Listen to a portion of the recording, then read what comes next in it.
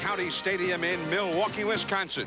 It's ESPN Sunday Night Baseball. Tonight, Jimmy Key and the New York Yankees take on Greg Vaughn and the Brewers.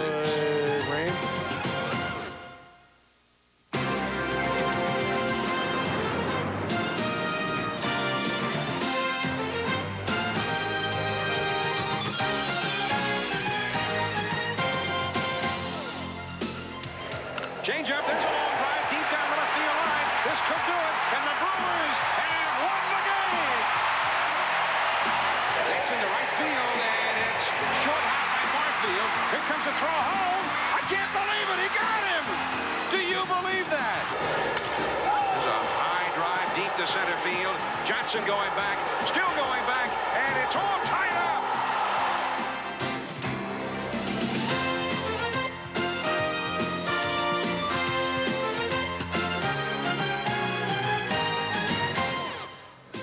This is County Stadium in Milwaukee, where tonight, ESPN Sunday Night Baseball features the third-place New York Yankees and the Milwaukee Brewers. In the American League East, the Tigers were beaten today by Toronto. And now, with a win tonight, the Yankees would move to within 4 games of first. Meanwhile, the Brewers, they need to beat somebody to get themselves turned around and back headed in the right direction. Hello, everyone. I'm John Miller. This is Joe Morgan. And tonight, the New York Yankees, a ball club that's been able to do it with a very wide range of characters, not all of whom maybe you would expect. For instance, Danny Tartable's been on the disabled list for a good long while. Don Mattingly just came back from the disabled list. Their leadoff man, Bernie Williams, just came back from the disabled list. And the Yankees still, with all of these key injuries, are right near the top, Joe. But of course, when you talk about injuries and Mattingly is still the key to the Yankees. Well, he's the captain of the Yankees. That tells you a lot about his character. And now he's back. He has to be careful. He had a rib injury. And the problem with rib injuries, if you swing hard and miss, you can go right back on disabled list. Talking to him before the game, he said he has to try to put the ball in play. All right. Now, we mentioned Key of the Yankees, and, of course, there's Jimmy Key, and Jimmy Key is pitching tonight, one of the classiest left-handers around, and so far, he's been the Yankees' best pitcher. Well, not only that, John, you have to remember, in this winter, he was one of the numerous free agents that were available. Drayback, Maddox, and Cone, all of them were pursued by the Yankees. They ended up with Jimmy Key. He may be the best of the lot as far as free agency is concerned, and every time he takes the mound, the Yankees are happy that they have Jimmy Key. And they're happy they have Wade Boggs after his bad year last year. Wade Boggs hitting .323, and he's been a hot. Now, the Milwaukee Brewers, talk about hot. Maybe you saw at the top of the telecast Greg Vaughn with that game-winning home run a couple of years ago on ESPN Sunday Night Baseball. He's doing it a lot right now. 14 homers and 45 RBIs among the league leaders. Well, he has really matured as a hitter. Not only just, swinging the bat, but knowing how to handle 0 for 4s, knowing how to handle umpires' decisions, etc. But he has matured a lot, and he's swinging the bat so well that there are no limits to what he can do. Has a lot of power, speed. He's going to be a star of the future for the Milwaukee Brewers. All right, so we'll see Vaughn in there tonight. And, of course, Robin Yount on his way to the Hall of Fame, 3,000 hits. He's in there tonight as well. The Brewers and the Yankees, stay tuned. We'll be back. Is that hot? Yeah, hot water. Yep. John Miller and Joe Morgan back at County Stadium. And there's Buck Showalter, the young manager of the Yankees, who has this ball club playing awfully well despite some key injuries, as we mentioned at the outset. Here's his batting order tonight. Bernie Williams back in the lineup, a switch hitter in center field. Wade Boggs, red hot at third base. Don Mattingly trying to get it back together, first base. Matt Noakes, the catcher, powerful left-handed swinger. The former Red, Paul O'Neill in right field. Deion James, he is red hot in left field. Kevin Moss, a game-winning home run here Friday. Dave Silvestri just up for the minor leagues at short, and Pat Kelly bats ninth at second base. And on the mound for the Milwaukee Brewers, a veteran right-hander, Mike Boddicker. He's been around for a good long while. He says at the end of this year, he's going to hang him up. Well, Boddicker has been a successful pitcher for a long period of time, John. Variety of breaking pitches, off-speed pitches, and he mixes in just enough fastballs to keep the hitters off balance. In fact, he started throwing what they call the Fosh ball. He made that famous.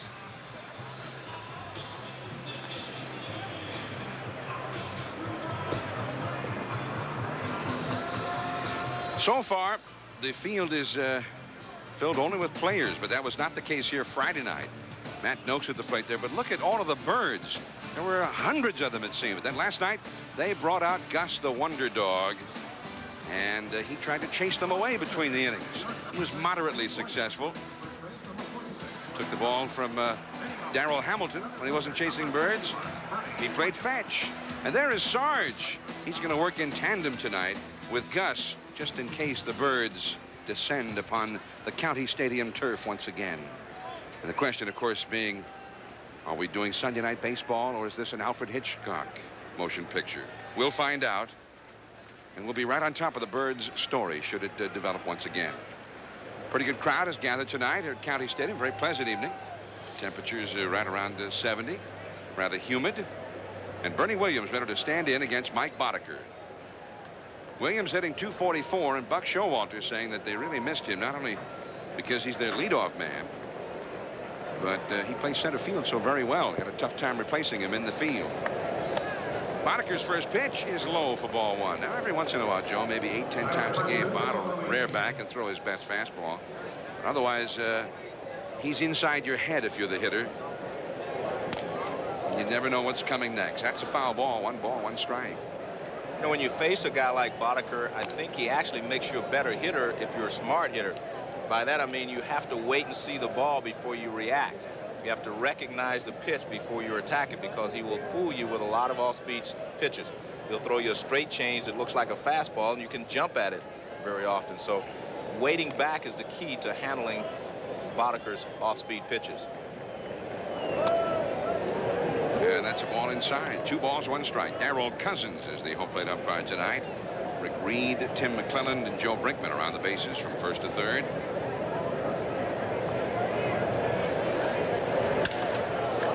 At shortstop, this is Tito Bell. He throws out Bernie Williams. There is one away. And defensively, the Brewers have Yount back in the outfield today. And Yount has done a great job, as we all know about his 3,000 hits. He's also a good outfielder. And Juan Bell is now at shortstop. He is taking over, and they've signed him recently. He came over from the Phillies. And I'm told he has a lot of potential. The Brewers are really happy that they were able to pick him up on waivers. Now Wade Boggs.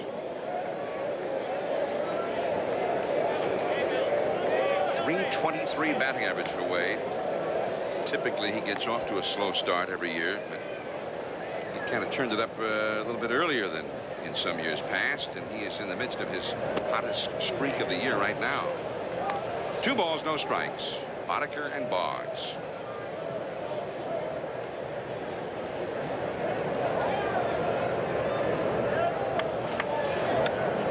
And that catches the outside corner.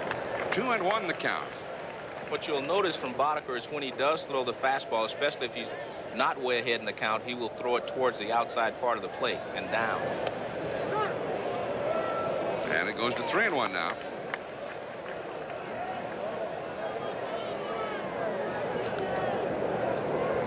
Boggs has an 11-game hitting streak going, during which time he's hit .439. Look out, Boddicker's got it.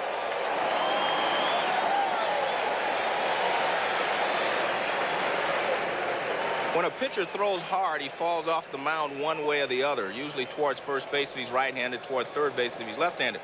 A guy that doesn't throw real hard really assumes a good fielding position after he throws. See, he's still on pretty good balance there, and that's why he was able to make that catch. He does not fall way off to either side.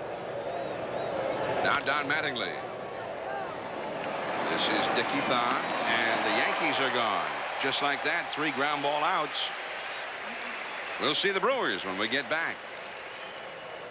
Hey, Dad. The Yankees left-handed Jimmy Key, 6-2, excellent earned run average. And Joe, look at those walks versus the strikeouts. And you take a look at 78 hits against 96 innings pitched, a lot different than what you saw from Boddicker.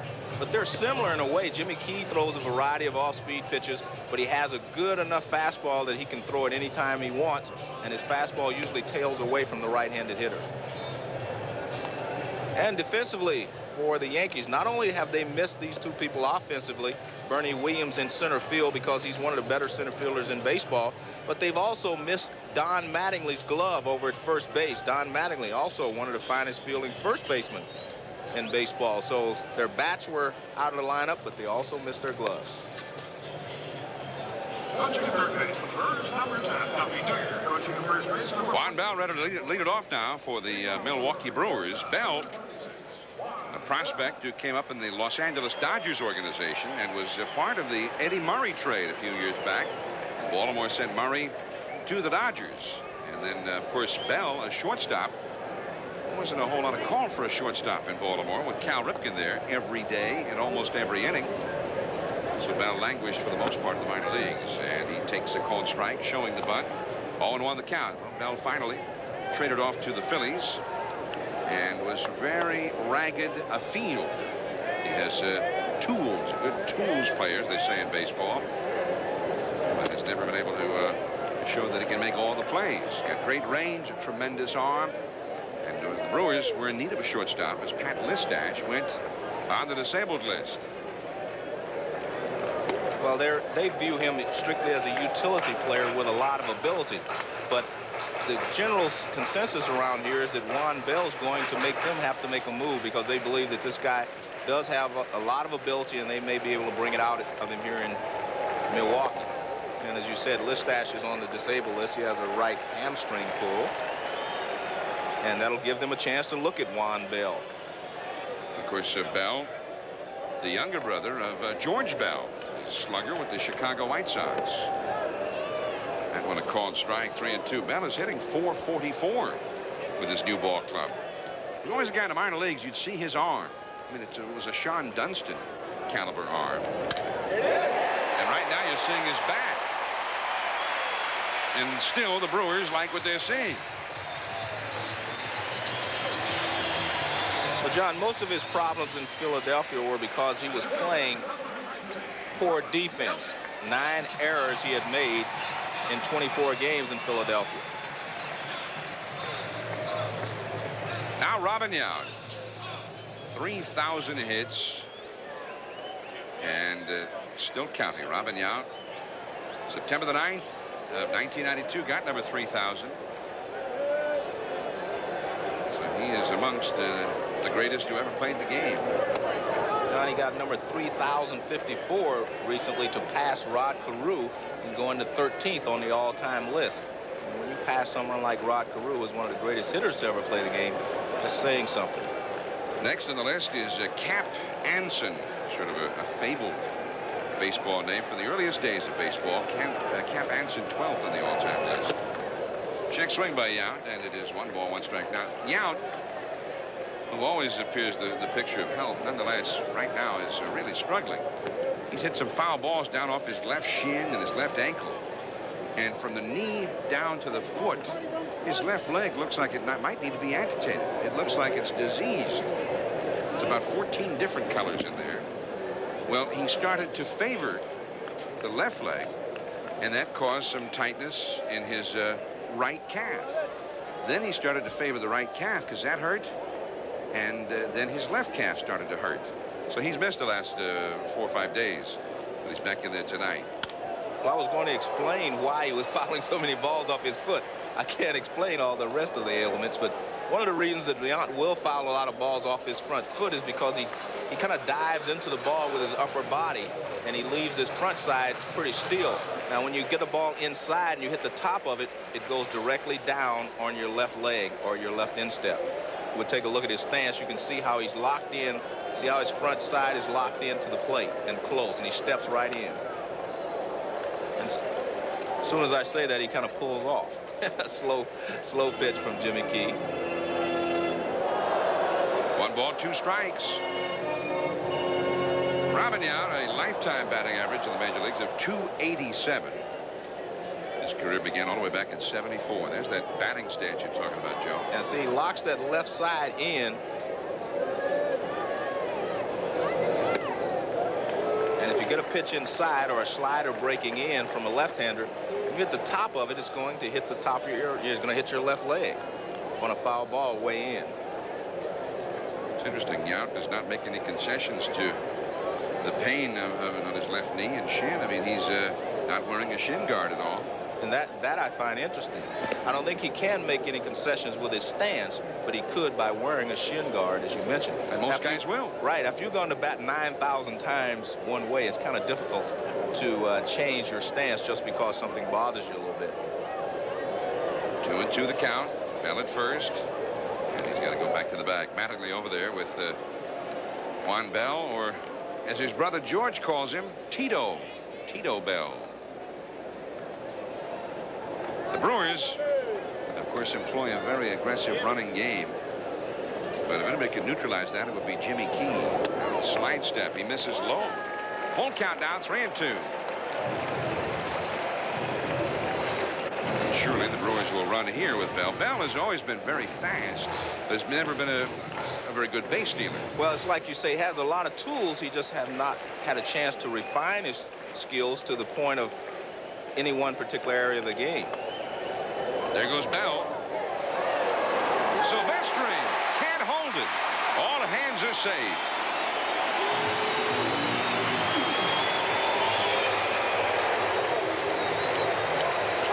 With Bell running, Silvestri was trying to make up his mind whether he had a shot to go to second base or whether he had to go to first base. Good play by Bell. He doesn't leave until Key is committed to the plate, but Silvestri was not sure if he could go to second base or to first base, and I think he let the ball play him by trying to wait and make a decision. That is no way to begin a big league career. Silvestri is playing his first game of the year. That's his first chance, and he booted it. Now Greg Vaughn, the table is set, and this year Vaughn has been just the man you'd want to have up there in this spot. 282, 14 homers, 45 driven in, and the curve is too high. I mean, he is a completely different player this year, John. I mean, Greg Vaughn is, because he used to let a lot of little things bother him. He said if he would go 0 for 4, he would bring it to the park with him the next day and he'd make an out. He said, now I'm 0 for 5. And he tried to make up all of those 0 for 5s with one swing. And now, as you can see, he's showing a lot more patience at the plate. He doesn't let little things bother him anymore. He said, if I go 0 for 4, when I come to the park the next day, I'm starting all over again. And that is really a sign of maturity as far as a player is concerned. By the way, Dave Silvestri with that error, it was not his first ever Major League change. It's his first of this year. He did get into 7 games last year for the Yankees. 2-0. 3-0. And Reimer is on deck. There's Bell at second base. And Robin Yount at first base. Tim Foley, the coach over there, right alongside. And Jimmy Key on the threshold of some very serious trouble. 3-0 to Greg Vaughn. Anyway, that he would swing at this one, Joe, this early in the game? Well, I would say no, but he's been going so well, they may let him go. I think percentage-wise, it's not a good play, to be perfectly honest with you, because you have to take into consideration what positive can happen and you also what the negatives are. And I think in that case, the negatives outweigh the positive. If he takes a pitch, he's going to get another 3-1 pitch that he can hammer. But if he swings at a bad pitch and hits it to a double play, you've really defeated your purpose. You've killed a rally here in the first inning. Well, now a chance that they might be running 3-1. Well, they do not like to run with Vaughn at the plate. And they're not. High, lazy fly ball. Hurrying in, James. And the runners will go back. Like a lot of hitters, Vaughn, you know, is like most hitters who are good hitters and concentrate well. They do not like to see the runner break behind the pitcher because their eyes kind of follow it, and they end up swinging at a bad pitch because they're unconsciously trying to protect the runner. You see Vaughn upset because he missed a pitch. He got another good pitch to hit, 3-1, and he just got under it a little bit. Here's Kevin Reimer. Remember, he was drafted the expansion draft day by the Colorado Rockies, and then right after the draft, he was traded to the Brewers. And he takes ball 1. Reimer, very powerful, 269, got 8 home runs this year, 37 batted in. The Brewers were in need of some left-handed power, so they went out and got Reimer. Reimer Why is he in there against Key? Well, he's faced him 3 times and had a hit every time. Bloop. Now it's 4 for 4, and here comes Bell running all the way, and he scores. Bell never hesitated, and it's 1-0 Milwaukee. Now that goes as a base hit and an RBI, but with Bell running like that, it could have easily been a fly ball to left and a double play. The ball gets in on Reimer, and you see he pops it up in the shallow left field. And the dive is just a little short, but the problem that I had was Bell was running all the way. I mean, there's no way you could tell that was going to be a hit from the time he went into the air. And if it would have been a catch, it would have been an easy double play at second base. Now Tom Brunansky hitting only 181, and yet compared to where he was, that looks pretty good. He's starting to look healthy. He was hitting about 135 a couple of weeks ago. He's hit a home run this weekend. Brunansky at this point just trying to show he still belongs in the big leagues. He did not have a very good year with Boston last year. A strike on the outside. 1 ball, 1 strike. There's Yount at second base. And Reimer at first. Reimer now 4 for 4 against Jimmy Key, and I have a feeling, Joe, probably all 4 of those hits very similar to the one we just saw. 1 ball, 1 strike. They all look like line drives in the box score the next day. Yeah, single RBI. Brunansky drove in 4 runs here just last night. 2-run double and a 2-run homer. The Brewers beat the Yankees 9-1 in that ball game. 1-0 Milwaukee, 1 out. 2 runners on. Key still in trouble. On the right field line, foul. And Mattingly just couldn't get there in time. 2-2 the count. It's very difficult for Mattingly, to take a long run like that because of his rib muscle pull, because every time you run, you're bouncing a little bit, puts a little pressure on his rib cage, and he has it heavily wrapped. We've got a lot of new modern gadgets that they put on rib cage injuries now. There are more and more rib cage injuries this year than I've ever seen before. Full count. Now this is the 5th hitter of the inning for Milwaukee, and Jimmy Key, who is always one of the top control pitchers around, has gone to a 3-ball count now for the 4th time to 5 hitters. 3-2. There go the runners. That is a base hit down the line. Might score both of them. Yount comes in to score. Here comes Reimer around third as Deion James can't handle it. A double for Brunansky. 2-run score. 3-0 Milwaukee.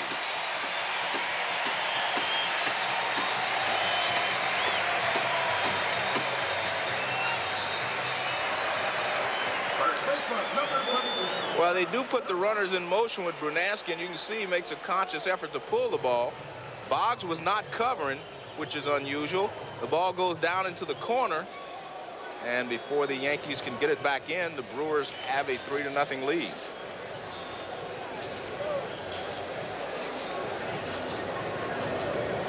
And there's the second run coming in. Tony Cloninger at the mound to visit with Jimmy Key, and the catcher, Matt Noakes, runner at second, 3 runs in. Well, Tom Brunansky all of a sudden getting it revved up just in time for the arrival of Sunday Night Baseball. Bruno with 6 RBIs just last night and so far tonight. And here is John Jaha, product of the Milwaukee farm system.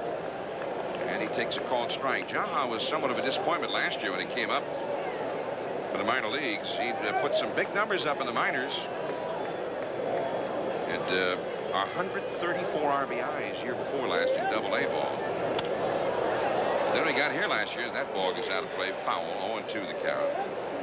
He hit only .226 with only 2 home runs in 47 games, and his stock fell a little bit. John Jaha went to school in Portland, Oregon. Was born there. He is quickly disposed of by Jimmy Key. John, one thing that was interesting to me was that even though the runners were breaking from first and second, watch, here's the pitch. Now, Wade Boggs does not break on the play. Right there, hold it right there. See, Boggs never moves. He actually should have been moving over to cover third base because the runner from second base was breaking there on a steal attempt. There you see the runner coming into view, Robin Yount. If Bruno would have swung and missed, there wouldn't have been a play at third. Now Dickie Thon. We saw him with Texas last year. Thon, now a utility man and hitting the ball well. 298 with 25 RBIs. And there's a steal without even a throw. Brunansky got about a 3-mile jump there against Jimmy Key. It's a lot easier to steal third base off of a left-handed pitcher than it is second base. Left-handers, when they look away, they do not have any idea that you're going. A right-hander can still feel a little bit that you're going. Showing bunt there, Dickie Thon. And it's also very difficult to spin around for a left-hander and catch the second baseman coming in and make a good throw. So everything works in your favor if you want to steal third base against a left-handed pitcher.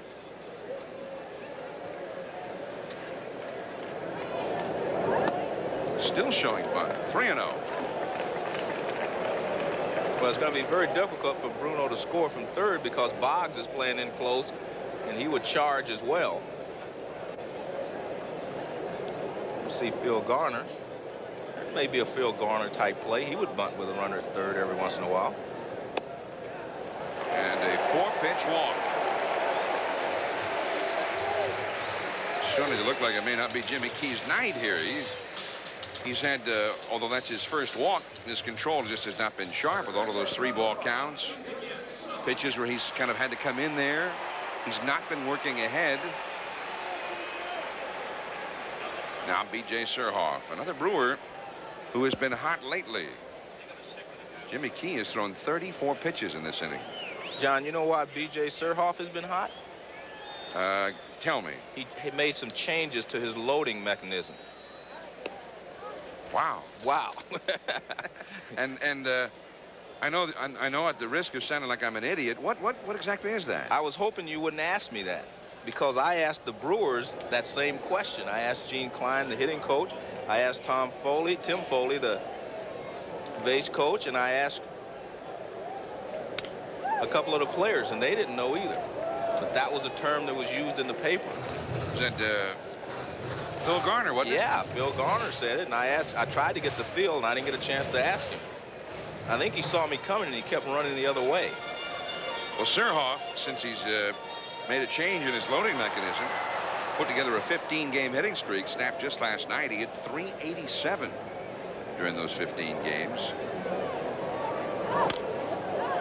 Boggs throws him out. He may need to call in a loading mechanism expert here between innings. 3-0 Brewers. Brewers 3 and the Yankees nothing. We head to the second inning from County Stadium, Milwaukee. This is John Miller along with Joe Morgan, your Sunday night telecasters. And for the Yankees now, Matt Noakes will lead it off, followed by Paul O'Neill and Deion James. When you throw a right-hander against the Yankees, they bring out the left-handed bats, and they keep bringing them out. The first 7 hitters in the Yankees batting order tonight hit left-handed. And Spike Owen has a little sore shoulder. Otherwise, he'd be in there, and you'd have 8 left-handed hitters in a row. That's a ball, 1 ball, 1 strike. And against a guy like Boddicker in the stadium, in the Yankee Stadium, it would be very difficult for him to pitch there against 8 left-handed swingers, or 7 in this case. That short porch out in right field. Boddicker working with the lead now. It gets a pop-up from Noakes. Dickie Thon, 1 away. The Yankees with Frank Howard coaching at first and Clete Boyer coaching over at third. Buck Showalter got a lot of experience in those two fellas. Frank Howard used to be the Yankees hitting instructor. Very well liked and respected by the players. Paul O'Neill, the hitter, 317, 8 home runs, 26 RBIs. And Joe, since last we saw him at Fenway Park about 3 weeks ago, the home run totals have risen for him. He's been hitting the long ball lately. Usually if a hitter starts swinging the bat well, hitting line drives to a lot of different parts of the field, they will come inside, and that'll force him to pull the ball more than he was before. And I would think in a place like Yankee Stadium, if they try to come inside on you, they're really defeating themselves, because all you have to do is turn on it and get it in the air. That's foul. 2-1. Paul O'Neill. The Yankees hoping to get Tartable maybe back in the lineup within the next couple of days. They go home to face the Red Sox the next 3 nights. He's almost out of the batter's box. He's so far back. Oh, he's actually, well, I guess he's in and he's out. Looks, I'd say out. Okay, I agree with you. Into right center field. And dropped by Brunansky. Base hit for O'Neill. Bruno made a nice try for it out there. This outfield, it looks real nice and green, but it is rather treacherous. They've had a lot of rain here in the past. And here's a look at it, Joe. Well, he got there, but as the ball hit the ground, it came out of his glove. He actually had a snow cone, and when it hit the ground, it just popped out. Now here is Dion James, one of those Yankee role players who's come off the bench and just done a fabulous job. James hitting .291. Coming off the bench, 2 homers, 15 batted in. 3-0, the Brewers ahead. The outfield here, very wet, spongy, plus they resoldered it after a Paul McCartney concert. You were here, weren't you? No, John. I wasn't here. Well, where were you that night? I was probably doing an ESPN game like in Montreal. Oh. Oh, that's right. I was there, too. Yeah, I was wondering where you were that night. 2-1 now to Dion James. At any rate, they've got a lot of new grass out there. It hasn't really taken yet. And apparently, patches out there in center field have been spray painted green. They've even got some grass clippings they put out there to make it look good. Yeah, I've seen that before.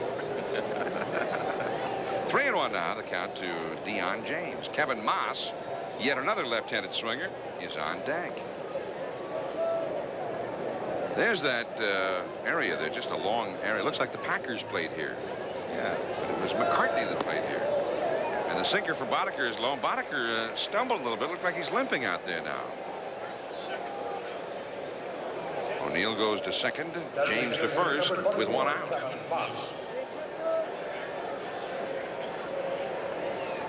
You know, Boddicker's had a bad knee, and you can see it at the last second when all the weight was on that one side. I think his knee might have buckled a little bit on him. Doesn't mean that it's going to bother him. It just means that if you get an injury, something that's been injured, you get it in a bad position, and it's not as strong as it should be. You see him there doing a few exercises. Well, he underwent arthroscopic surgery for a minor tear of the medial meniscus cartilage in his left knee back on March the 3rd. Kevin Moss. Down the right field line and foul. Hit hard. Moss came up as a pinch hitter in the 9th inning here Friday, with the Yankees trailing against the Brewers' ace reliever Doug Henry, and he whacked a 2-run homer right down into that right field corner. And that proved to be the game winner. Moss is a part-timer for the Yankees, a platoon man, yet he leads the club in home runs with those 9. Only 125 at bats, so that's 1 homer every 14 times up there. That's some power right there. But only .216 batting average. Big curve from Boddicker, misses. Yankees DHs have been very productive as a group. Their homers and RBIs lead the American League. Boddicker floats one over the outside for a strike. 1 ball, 2 strikes. I think if there was a pitcher that was able to handle a lot of left-handed hitters, I would think it would be Boddicker, because he can change speed so well, and he can move the ball around. He can throw a lot of breaking balls coming in and then tail the fastball away. That curveball popped up. The infield fly rule is in effect. That's out number 2.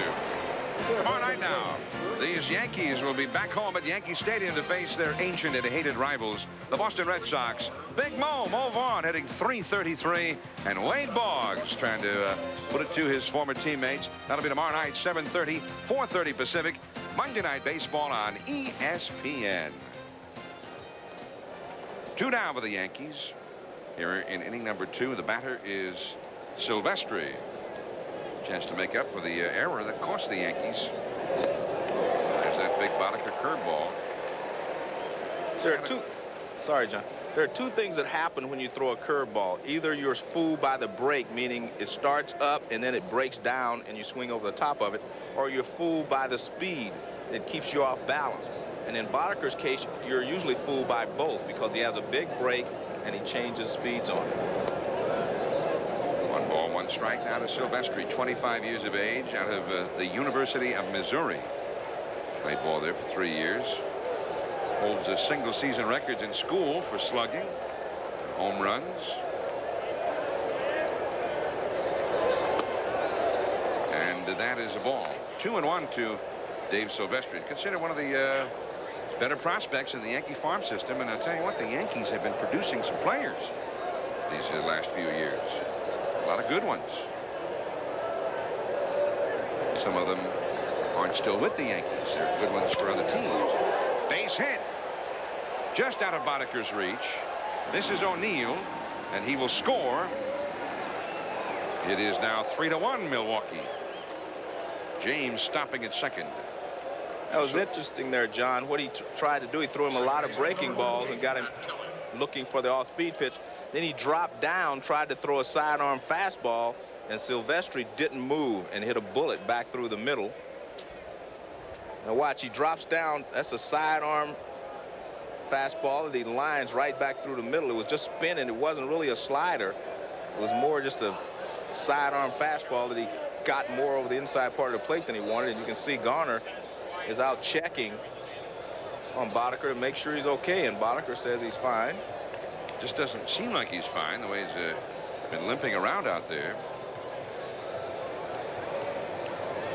Well, the Brewers trainers also out there. They're satisfied.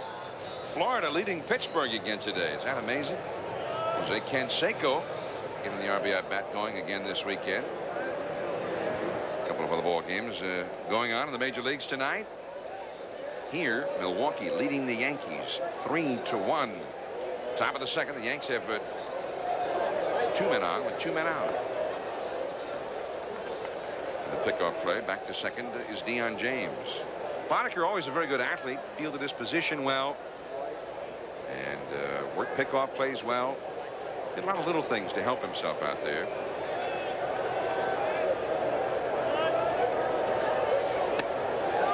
And the breaking ball in there for a strike. 0-1 to Pat Kelly. The base runners, that's Deion James at second base. Dave Silvestri is over at first. Silvestri's first fielding chance. He made an error, his first at bat of the year. He drives in a run. Whoa. The big hook, the hammer. Kelly didn't get it. 0-2 the count. And this is just as effective as a 95-mile-an-hour fastball. Now watch. See, the speed fools him, and then the break fools him. That is a big league curveball. Look at that. See, he swings over it. The speed gets him, and the break. 0-2, and he hits Pat Kelly. That's a mistake by Boddicker. I've seen more and more of this happening lately, John. I think this is the year that the pitchers have decided that they want to take back the inside part of the plate. And you can see Kelly, his arms are actually out over the plate. This pitch is off the plate inside. But I've seen more hitters get hit with 0-2 pitches because pitchers are coming inside more than they ever have, than they have in the last few years. Now the bases are loaded. Pat Kelly moves over to first. And here is Bernie Williams and a chance to tie the ball game. A base hit to the outfield could do it. You got James at third and Silvestri, the possible tying run, over at second. And a 3-1 Milwaukee lead in jeopardy here. the sinker from Boddicker. And look how he's favoring that left knee now. Well, part of that could be that his knee may not be hurting him, John, but once you have an injury, you just automatically favor it. And he is basically saying that it's not hurting him, but like you say, Garner's seeing him favor him. It makes it through, base hit. James has scored. Here comes Silvestri. Brunansky's throw offline, and it's tied up. Bernie Williams with the clutch 2-out hit. Kelly stopping at second, and it is 3-3.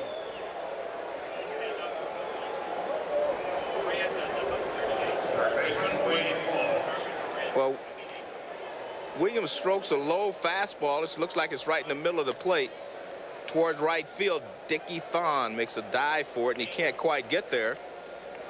And 2-run score, and I'm not so sure if this is a second visit or not, John. The first one, I think they went out to check on it. You know, it was called an injury visit. Yeah, that one didn't count. Yeah, this one Angel Miranda warming up in the Milwaukee bullpen, the left-hander. In tennis terms, you would have said that first visit was a let. Okay.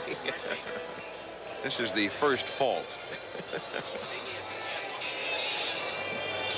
Hey, hello, everyone. Hey, they gave me top billing. Yeah, well, you should be. I'll give you top billing. Wow, that's our official ESPN sculpture here in the bleachers at County Stadium. They must have made that out of cheese, Joe. That's the cheddar cheese sculpture, ESPN. We're in the dairy state, Wisconsin. Now here's Wade Boggs. 3 runs in, 3-3 tie. And one of the league's hottest hitters at the plate now, Boggs. Wade wanted us to say hello to his stepmother, Pat, and his father, Win, down in Lochloosa, Florida. His stepmother's mother passed away recently, and Wade also asked if we would send his condolences to his stepmom. 0-1 the count, way inside for a ball. 1 ball, 1 strike to Boggs. It's kind of interesting there, John. That pitch was inside, but was far more inside than the pitch that hit Pat Kelly. But because Wade Boggs has a little better balance in his stance, he was able to get out of the way. That's into left center, but there's Vaughn. And the inning is over. 8 men come to bat for the Yankees. 3 score. And it's sad farewell to Babe Ruth. Well, I've heard you do Vin Scully and all the other. That's the first time I've heard you do the Babe. Well, I wasn't trying to do him there. Yeah, that was close, though. Today, Okay. I consider myself the luckiest man on the face of the earth. All right, who was I doing there? Lou Gehrig. Okay. See, you can do them all. See, and then after you said that, the crowd went. There, see, I did 74,000 fans at Yankee Stadium. 1 ball, 1 strike to Joe Kamak. Just think, all the other analysts just get to work with one guy. 1 ball, 1 strike. Yeah, I can tell that you consider yourself the luckiest man, too. Right. Get to work with Babe Ruth. I get to work with Vin Scully, Harry Carey, and John Miller. Well, which one's your favorite? John Miller. Okay. 2-2 now to Kamak. He hit that one kafoul back into the crowd. 2-2 to Kamak. Joe Kamak, no relation to Bobby Knopp, former second baseman for the Angels, now the first base coach for the Angels.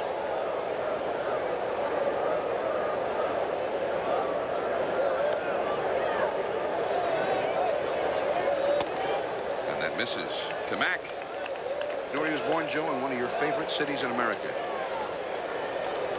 And there's no baseball teams there. Oh, no baseball team. Napa, California. Yeah, that is one of my favorite cities.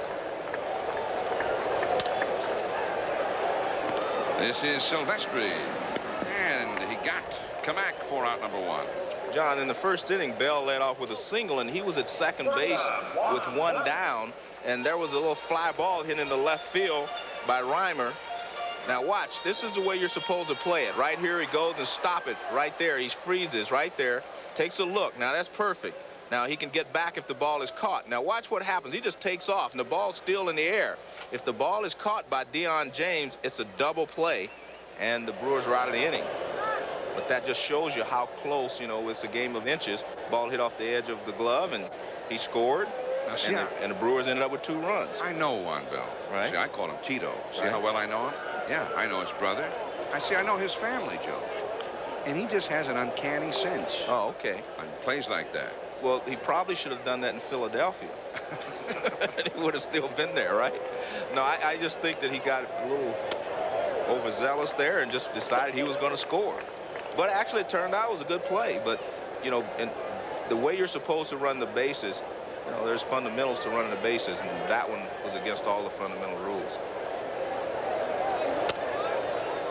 3-1 now to Bell. But, you know, there's another thing about Bell, John. He's 25 years old, and he was playing with the Phillies, and they have a lot of characters there. Kruk, you know, Dykstra, who are more veteran players. He mixes in so much better here with the young players in Milwaukee. They have a lot of guys about 25 years old, his age. Got Kelly. And Bell is retired on number 2. Robin Yount is coming up now.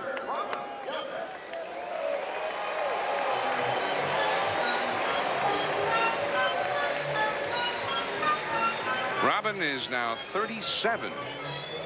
He says sometimes though he feels a little older than that. And it's funny when you think of Robin Yount and 3,000 hits. I remember when he came up in '74 as a 19-year-old. Whacks this one. Foul. 0-1 the count. But at that time, Del Crandall was the manager. They wanted him for his glove. His range, his arm at short. They didn't care what he hit. They said, whatever he hits will be a bonus for us. And I don't think they looked at him as a guy who was going to be a big hitter. In his first few years, he lived up to those rather low expectations. In one year, he hit 2 home runs, and he had 638 at-bats. Yount has had, like, 2 different careers. And easy out there, caught by O'Neill. And Yount is retired, and so are the Brewers. We'll see Don Mattingly when we get back. 3-3 tie. ESPN's presentation of Sunday Night Baseball is being brought to you by Rude Air Conditioning and Heating. You can rely on Rude. And by the American Express Corporate Card. To your success. This is County Stadium, Milwaukee, the home of the Brewers, and also the city that is the home of, right now, the man is sort of the acting commissioner of baseball, Bud Selig. Meanwhile, Don Mattingly rips one deep to right field. Gone, a home run. And just like that, the Yankees are out in front, 4-3. Mattingly goes deep against Boddicker. Mattingly's first home run since coming back from the disabled list. Only his 3rd home run of the year. And, John, when I talked to him before the game, he said he had to make sure he picked out a good pitch, and when he swung, make contact so that he wouldn't, you know, pull his rib cage again. First time up, he got a ground ball to second base off a fastball in the middle of the plate. Now, Boddicker tries to go inside. The ball moves back out over the plate a little bit, and you can see how disgusted he is. He knew that he was trying to get the ball inside, and the ball got most of the plate, and Mattingly deposited over the right field wall. And Matt Noakes takes ball 1. 4-3. The Yanks are now out front. Brewers got 3 in the first, but the Yankees got 3 in the second. And now 1 here in the third. And that curveball misses. 2 balls, no strikes. Started to say Bud Selig, the owner of the Milwaukee Brewers and sort of the acting commissioner of baseball, stopped by. And Bud, it's nice to be here, but if they hit any more home runs, I'll be gone just as fast as I got here, Joe. Well, we got your ground ball out. Yeah, that's right. No, that's not good percentage, though. 1 run in and 1 out. All right. So what's happening with you nowadays? Are you mostly the owner here, or are you mostly the commissioner these days? Well, it's been a very eventful 9+ months since last September 9th in St. Louis, Missouri, when this all took place. But it's been interesting and very, very frenetic. There's no question about it. But I think we're beginning to gain on a lot of issues, and we just have to keep the ship going in the right direction. The Commissioner Search Committee, chaired by Bill Bartholomew, is very hard at work. That's a drive deep by Paul O'Neill, right center field, way back there, and off the base of the wall. The carom played by Brunansky, and it's a stand-up double for Paul O'Neill, and they're teeing off against Boddicker right now. Well, let me ask you a question, Bud. You've been in this role as the commissioner for a while, and I know you've seen some of the good points and the pitfalls. Do you think anybody can do this job? Well, I do, Joe. Look, it's a difficult job, but clearly not impossible. As a matter of fact, I think ownership has really been remarkably together, cooperative. Obviously, we come from different market sizes, different agendas. There's a whole, the equation is a very tough one. There's no question about it. But the answer to your question is yes, I believe baseball needs a strong commissioner. We'll have one.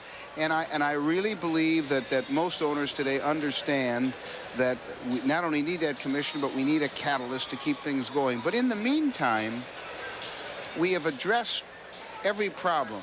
I've tried to do it in a little different way because what I've tried to do is have owners themselves through committees reporting back through me look at every one of our problems. And I must tell you, we have really made a remarkable amount of progress.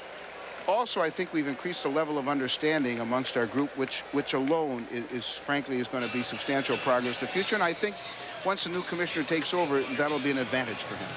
What can you tell us, Bud, about what's going to happen in terms of postseason play next year?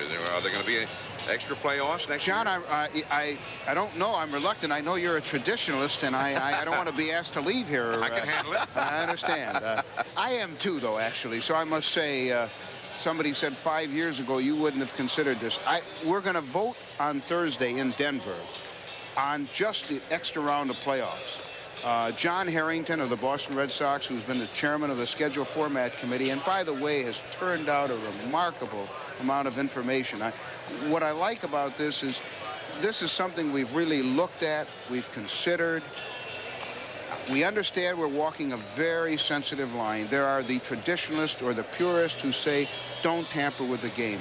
On the other hand, there are many people who say, you people have troubles, you've encountered a lot of trouble because you're unwilling to change, you're unwilling to do what the majority of your fans want. Well, no matter what we do, something is going to be wrong. But I think we've gone about this very slowly, but very reasonably, and I understand, John, there are people like you who will not be happy with extra playoffs, but I would say to you, that 8 out of 28, in my judgment, is not arithmetically incorrect. It was one thing when we were at 16 clubs or even 20 or 24, but now you've expanded again. And I think to put 4 more teams in the playoffs really has more pluses and minuses. It isn't perfect, but it has more pluses and minuses. Well, what kind of a format is being discussed? What would be the most likely scenario if this is voted on and approved by the owners? Well, the only thing we're voting on this week, John, will be the extra round of playoffs. We have yet to confront whether you stay in 2 divisions, go to 3 divisions, and so on and so forth. So that's probably for the next Major League meeting. But that would happen in '94. We would hope so, yes. What's your gut feeling? Which way will it be for '94? Well, I don't know. That's hard to say. I would hope that we vote on the extra round of playoffs, and then I think the debate, we've considered balanced versus unbalanced schedules, all the things that people have debated for years. You know, the one thing you have to remember, we've known for a long time that a 14-team format is a very difficult scheduling. In fact, it's impossible. This is Deion James against reliever Angel Miranda. It's into the right field corner. That will bring O'Neill home, and into second base with a double is Deion James, and the Yankees now lead 5-3. 5-3 New York, and Kevin Moss coming up. This is not exactly a lucky spot for me. Now, when owners call you and say, Bud, what do you think would be the best format, what do you tell them? I mean, what do you favor? Well, I've looked at, I've really gone over all the schedule format committee's work, and I haven't made up my mind yet, John, actually, because you have to go back. We're still looking at balance versus unbalance. It works better. The only thing that I know for sure for myself is that we need an extra round of playoffs. I really believe that. I think that people want it. We did a market survey, or John Harrington and the Schedule Format Committee did, and went into every major league city. And the overwhelming percentage of fans wanted a change, wanted something more than that. And I think, you know, the whole September thing, look at the National League East today. You look at the National League East, and if things don't change there by September, under this format, everything is gone.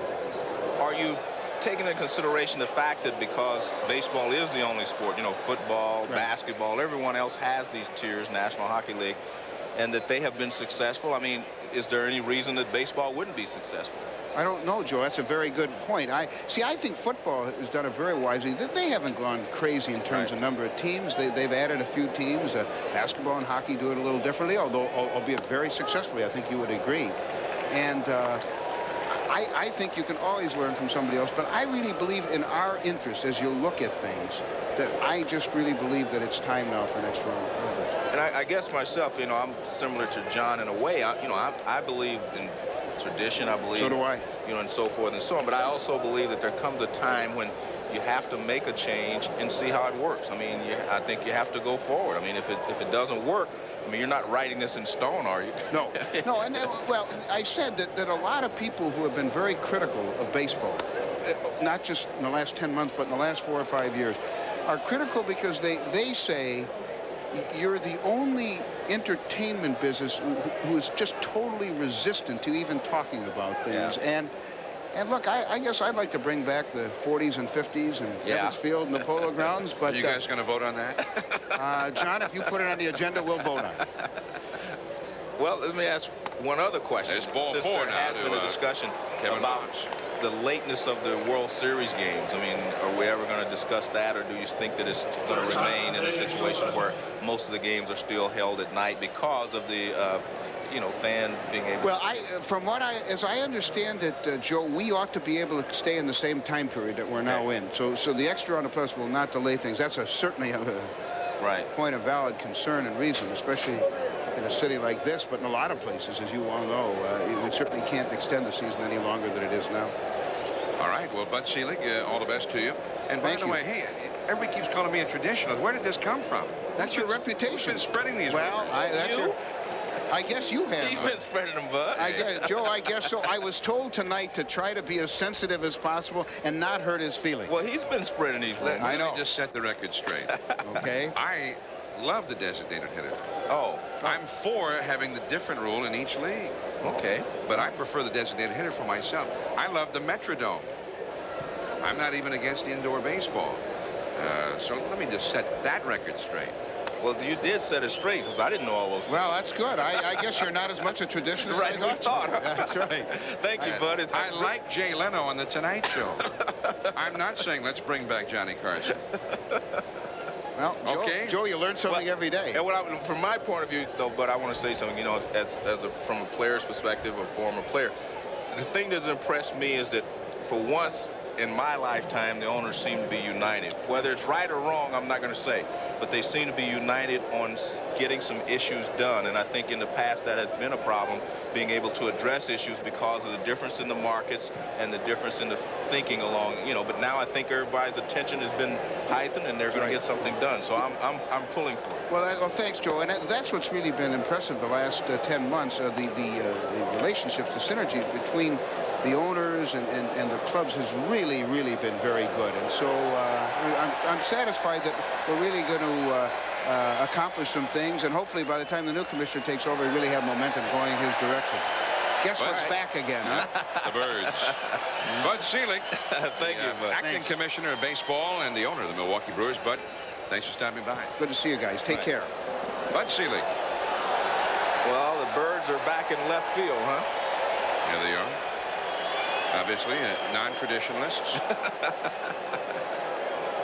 2-1 the count to Dave Silvestri. The Yanks with 2 runs home in this inning lead the game 5-3. Angel Miranda in relief of Mike Boddicker. There's Gus the Wonder Dog. Just waiting. He'll be out there between innings, no doubt. Yeah, he's getting excited. Put me in, coach. I'm ready to play, man.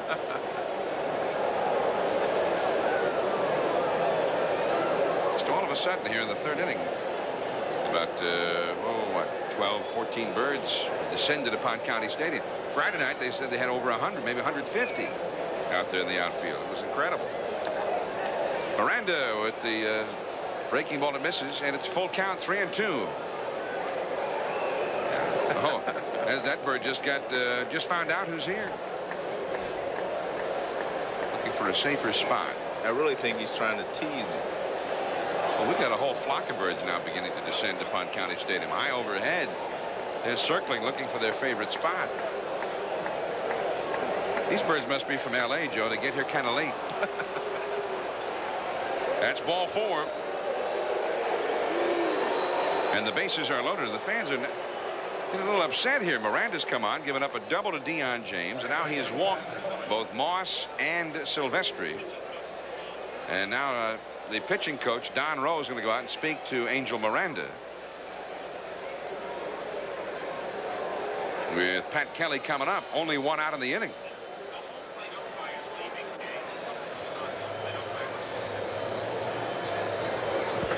Meanwhile, Darrell Cousins, the home plate umpire, and Rick Reed and Tim McClelland all off to the side in foul ground talking, and it looks like Darrell Cousins is leaving the game. Yeah, and Tim McClelland is going to take over behind the plate. There's McClelland with the mustache.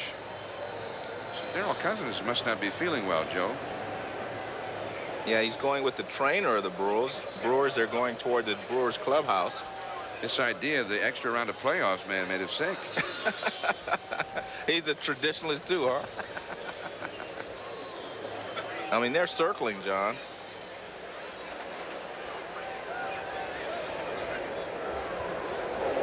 Here's Pat Kelly, hit by a pitch his first time. Fastball that misses, ball 1. So now Tim McClelland is the plate umpire, Rick Reed at first, and Joe Brinkman is the other umpire. We're going with 3 umpires. Bases loaded, 1 out, 2 in. And that is a ball. Angel Miranda, in his second game, he went 2/3 of an inning perfectly in his only other appearance.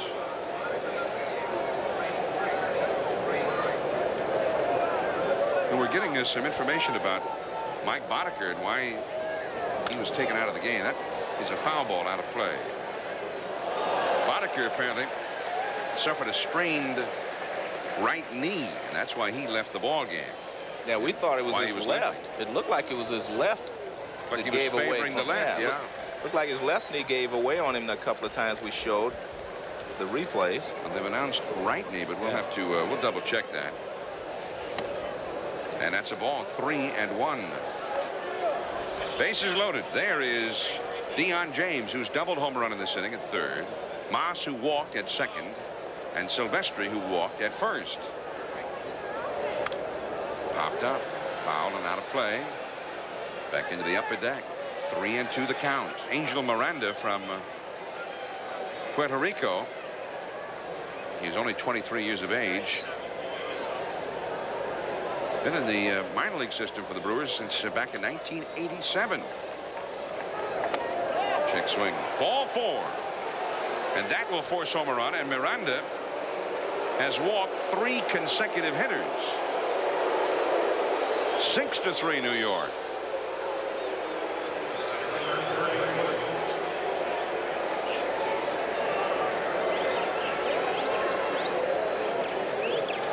We were talking earlier about Boddicker. They reported his right knee, and we thought it was his left knee. Let's take a look at this pitch in the second inning.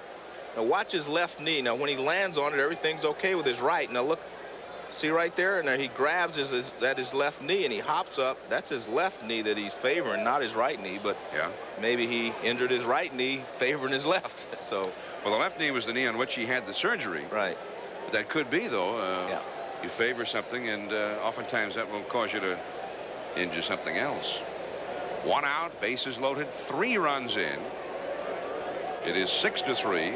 Now Graham Lloyd has started warming up in the Milwaukee bullpen as Miranda has come on and not gotten it done. Bernie Williams rather overzealously swinging at what looked to be ball 1. Bernie has grounded a short, and then he singled home a couple of runs to tie this game back in the second. Clutch 2-out single. Moss, Silvestri, and Kelly are the runners now. Yanks with a chance here to blow this game open early on.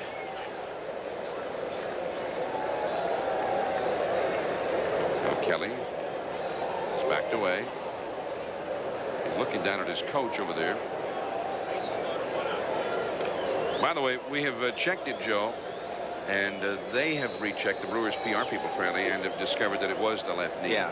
So forget about the right knee. The right knee is fine.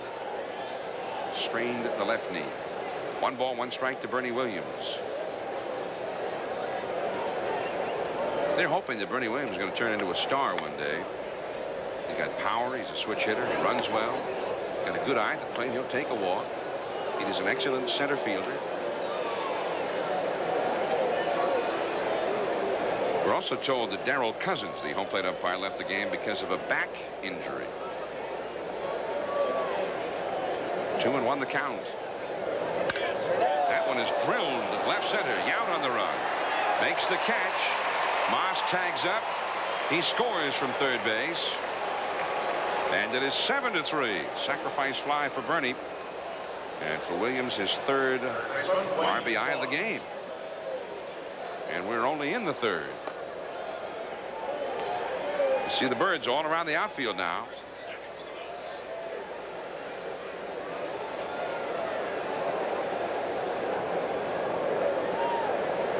Here's Wade Boggs, the 9th man to bat in this inning. 4-1. Wade has lined to the pitcher. Boddicker made a nice catch on the ball back in the 1st. And he's also flied out to left center. 2 on, 2 out. And 4 runs in for New York. And that's too high. 2-0 to Boggs. Well, Bud Selig stopped by. One thing, Joe, Bud Selig knows how to make conversation. Yes. And you know what, I guess the question I asked him about, now that he's been in that job, does he think anybody can do it, and do it successfully? And I think he feels that they can, and they're going to have a strong commissioner. I think that's important to me and to other fans, that they have a strong commissioner. 3-1 to Boggs. Mattingly, who led off this inning with a home run. The very first pitch of the inning was hit out of the ballpark by Mattingly. He's on deck. Silvestri at second, Kelly at first. There's Mattingly. And this is fielded by Tito Bell over to Thon for the force out against Kelly, and that's the inning. But 4 runs for the Yanks. Greg Vaughn will lead it off when we get back. The Birds over at County Stadium. Tonight, ESPN Sunday Night Baseball covering the Yankees, Brewers, and the Birds on the Field story. One of the more bizarre stories of the weekend. Here's Greg Vaughn,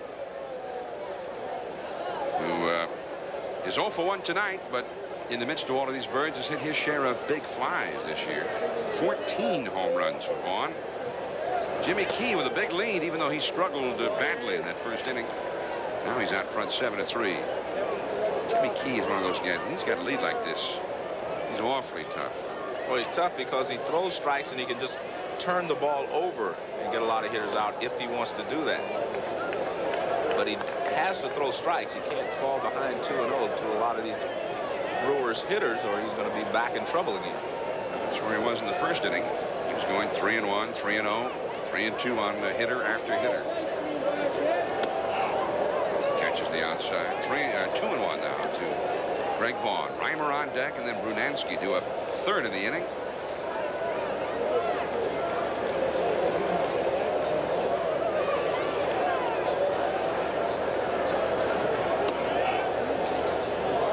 And it's 2-2 now. 3 umpires working, as we told you. Now Tim McClellan behind the plate. By the way, Marty Aronoff, our statistician, Joe, has reported that 34 birds landed at one time. That was the highest number of bird landings we've had so far tonight. They said there were 150 here on Friday, so got way off the record. Yeah, we have a ways to go. 3-2 the count to Greg Vaughn.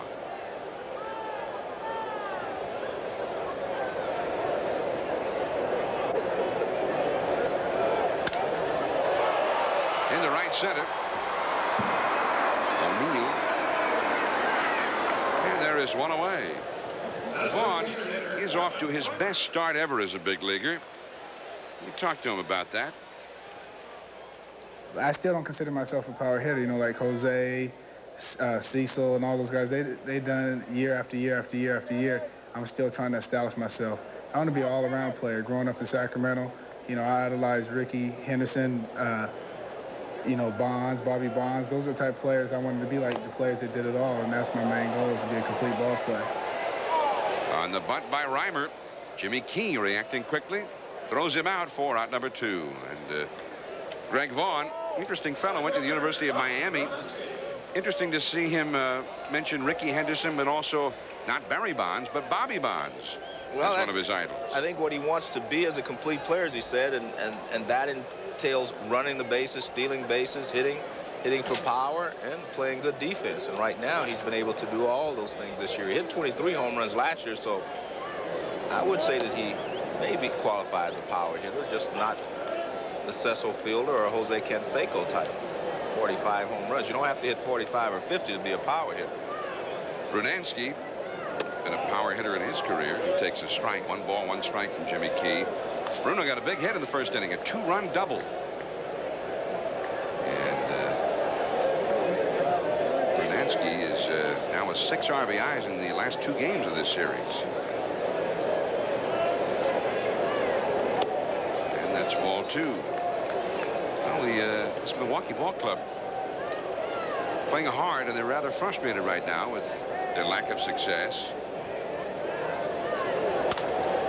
It's to the shortstop. Fielded cleanly by Silvestri, and he throws him out. Here we go now to the 4th inning. 7-3 Yankees, and Don Mattingly will lead it off. 7-3, the Yankees lead the Brewers, and here comes New York now into the 4th inning with Don Mattingly. With the score 3-3, Mattingly led off the 3rd inning, and on the first pitch from Mike Boddicker, he homered. First ball swinging again, a high drive to center. Easy play for Robin Yount. And Mattingly is gone just like that, facing Angel Miranda. Remember, John, we were saying that he wanted to get one good pitch and make sure he had a good swing and not, swing and miss. What he has done is set on 3 fastballs. They've thrown him 3 fastballs. He swung at the first pitch each time. If that would have been a curveball, he would have taken it. I think he's going to guess with the pitcher. If he gets what he wants, he'll swing. If not, he'll work himself into the count. Now here is Matt Noakes. He's popped to second and grounded to second. Noakes does not often get to swing against lefties. Mike Stanley has kind of taken over the catcher's duties, and other times against right-handers, Noakes is no longer in there. Stanley getting the night off. Fastball for a strike. 1 ball, 1 strike. 7-3, the Yanks lead Milwaukee earlier today. Toronto pounded Detroit 13-4. So the Blue Jays are now 3 games back of the Tigers. The Yankees would pull back to within 4 with a win here in the American League East. And even with the big win today, you see little Noakes has faced lefties, and he has not had so much as a single hit against the left-hander yet. 1 ball and 2 strikes to count to Matt. And he's now 0 for 19. Miranda got him with the curveball. 2 men down. Don't forget now, beginning Thursday, June 17th, the 3 Masters champion will be there. Ball bobbled there by Thom, but he recovered in time to throw out Paul O'Neill. And Miranda has an easy time of it here in the 4th inning. 6 pitches. 7-3 New York after 3.5. County Stadium, Milwaukee, ESPN Sunday Night Baseball. Every Sunday, all through the baseball season, 8 Eastern, 7 Central. 5 Pacific. You'll find us right here on ESPN. No need even to check your local listings. Just show up. Here's John Jaha. We'll be back with you next Sunday night with the Mets and the Pirates. And the ball is low. 2-0 the count. The Mets, by the way, Joe, I understand lost today. And yesterday and Friday and Thursday. Say, is that unusual lately? Man. They have these, turn back the clock days. The Mets are turning it back to 1962, their expansion season. 19-41. And yet, I mean, there's some talent in that Mets ball club. Bobby Bonilla, 16 home runs. They got Eddie Murray, Dwight Gooden, Brett Saberhagen. And nothing's been turned around as yet. So we'll see Dallas Green and the Mets next Sunday against Jim Leland's Pittsburgh Pirates. The Mets are now 19-41, and they are 6-16 since Dallas Green became manager. Traded Tony Fernandez this weekend to Toronto. Right. And Fernandez had a good day today. Drove in 5 for the Blue Jays. There's one away. Silvestri throwing out John Jaha. 7-3. The Yankees lead Milwaukee last of the 4th. Of course, the Pirates had been holding their own. They'd been, right around 500 all season with that cast of characters and the manager Jim Leland. But all of a sudden, a nightmarish weekend for Leland's Pirates at Joe Robbie Stadium. There's a base hit for Dickie Thon. He walked his first time.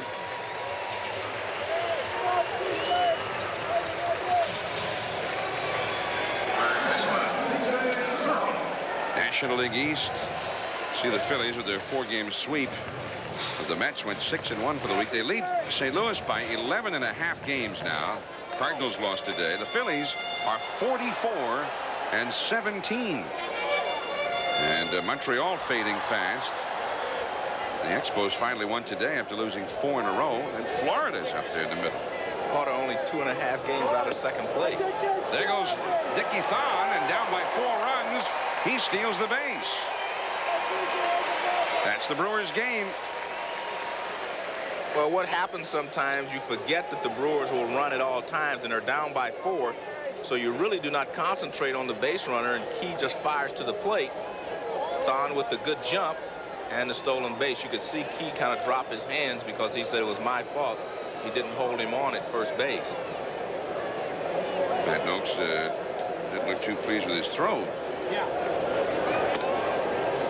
So the count now to B.J. Surhoff goes to 2-0. Surhoff grounded to third his first time. You know what's interesting here, John? They've changed umpires behind home plate. Just when you're getting used to Darryl Cousins, all of a sudden you have to get used to Tim McCullen. And there is a difference in the strike zones between umpires.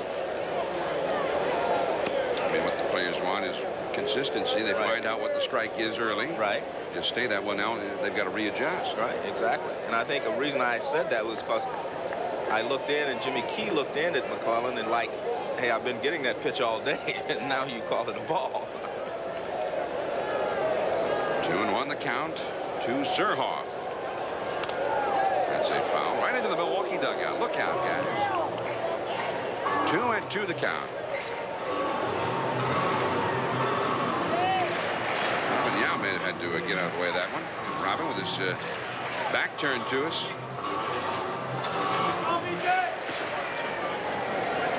There's Tito Bell there. The hat off. 2-2 the count. Thon at second. And he got a piece of that one. Holding it foul on the third base side. Mike Boddicker was telling me before the ball game that he's really enjoyed coming over here to Milwaukee. He says it's a very close-knit group of players. You mentioned Juan Bell coming over from Philadelphia. And he says it's the kind of team guys like to do things when they're away from the ballpark. One guy will call up another. And very close-knit, very tight-knit ball club. 3-2 to count. And that makes a difference, especially when you have a lot of young players on the ball club. You know, if you have a lot of veterans, they may be used to going their own way or whatever. But when you have a group of young guys, you need them to grow together and get to understand each other.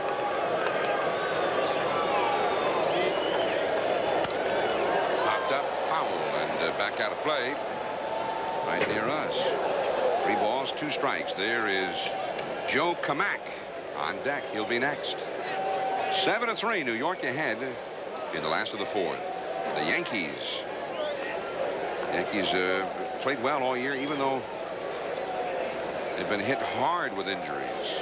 Jim Abbott, the latest, he was scheduled to go tomorrow night against Boston, and he will not be able to pitch because of a blister problem.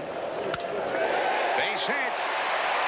One bounce to James, and Thon will be held at third. Boggs cuts it off.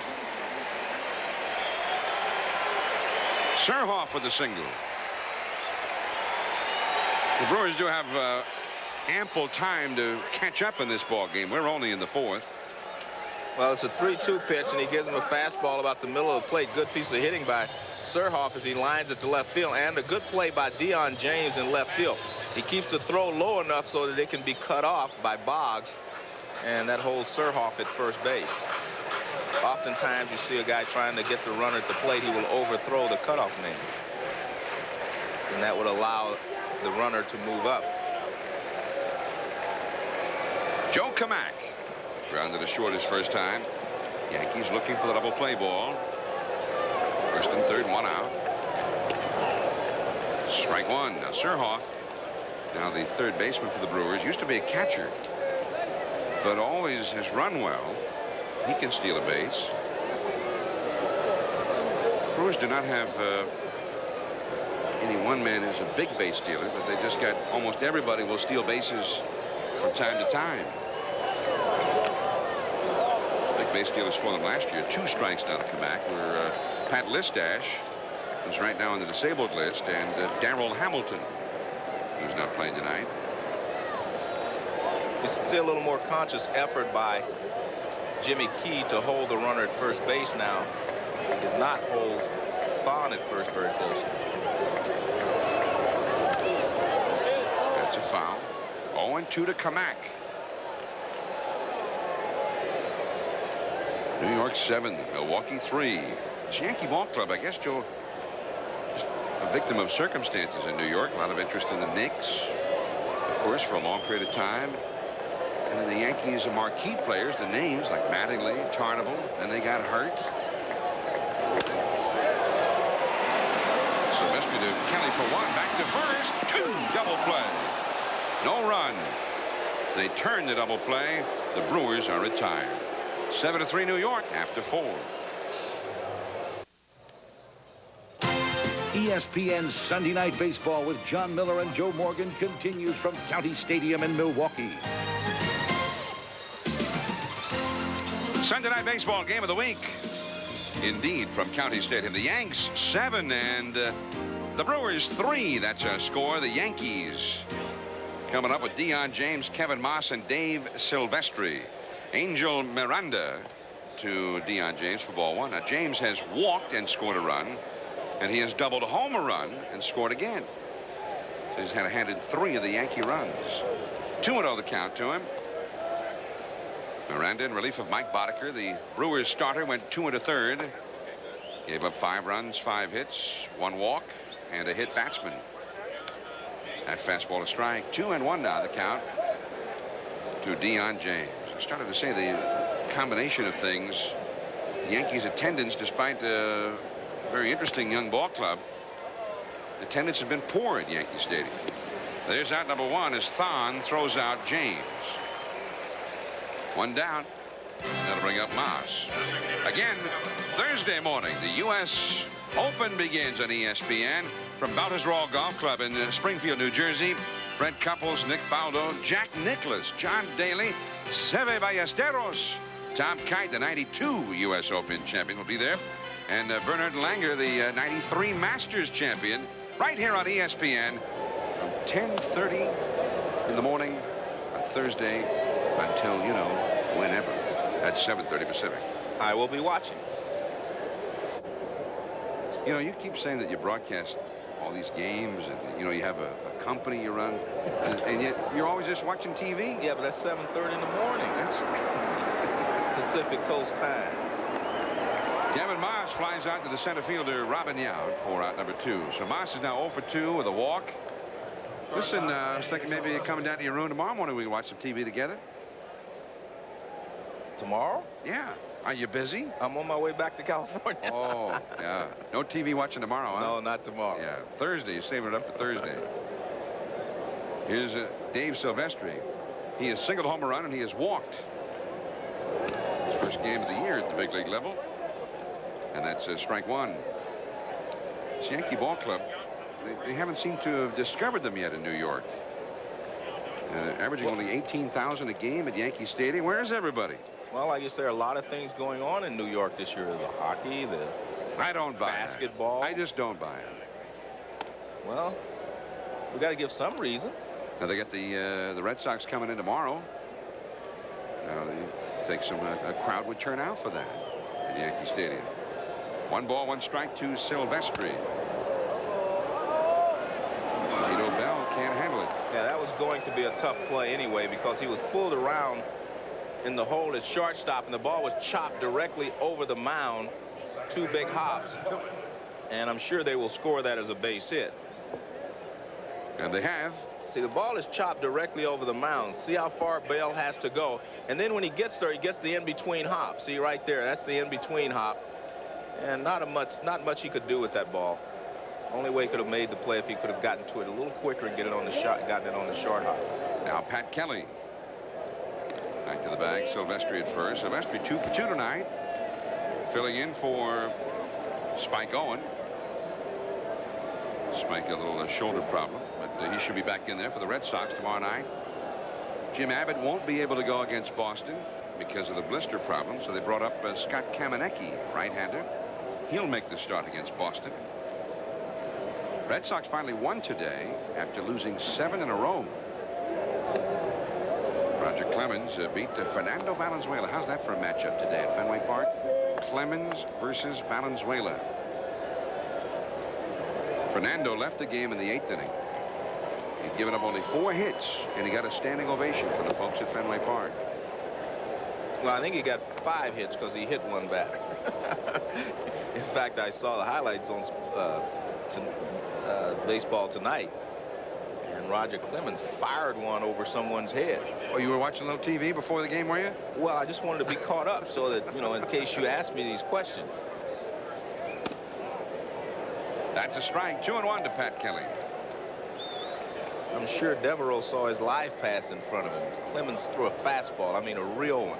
One of those 95-mile-an-hour jobs behind his head. Or I should say over his head. Now the Orioles will be coming here to Milwaukee for the next 3 days. Orioles had their 10-game winning streak ended today by Roger Clemens. So the Orioles are back in contention again in the American League East. Detroit, Toronto, New York, and Baltimore right now. The Red Sox have kind of fallen on hard time, but they're 9 games out.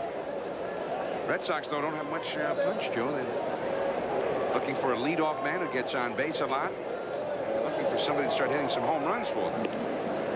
Andre Dawson is not in. He's back, but he has only hit 2 home runs.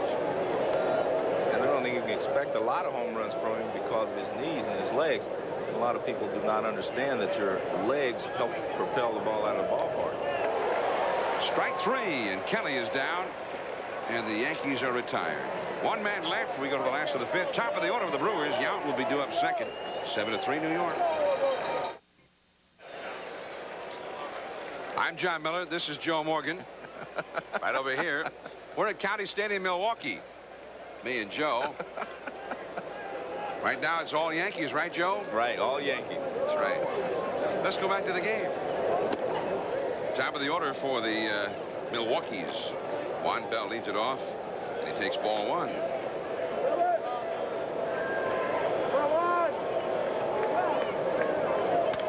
Base hit, and Bell is 2 for 3. And for his Brewers, he is now 10 for 21.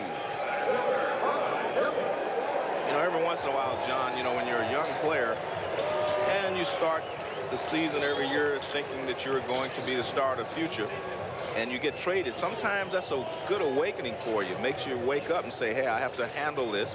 As you see, that was a good pitch from Jimmy Key, down and away, and he went out and lined it back to the middle for a base hit. Now Robin Yount, the hitter. Robin safe in an error by Silvestri his first time, and scored a run, and he flied out his last time. Ball 1. 1 ball and no strikes. 7-3. New York ahead, last of the 5th. Next Sunday, Pittsburgh and New York. Where are we going? We going New York or Pittsburgh? Pittsburgh. All right. I should know that, shouldn't I? Well, yeah, because I'd hate for you to be in New York and I'm in Pittsburgh. All right, go to Pittsburgh next Sunday. All right, I'm going to write that right down on my list. I wouldn't mind if Bob Prince was still there. He could take your place. The gunner. The gunner. Legendary broadcaster of the Pirates, the late Bob Prince. Still talk about him there. That is a ball. 2-0 the count.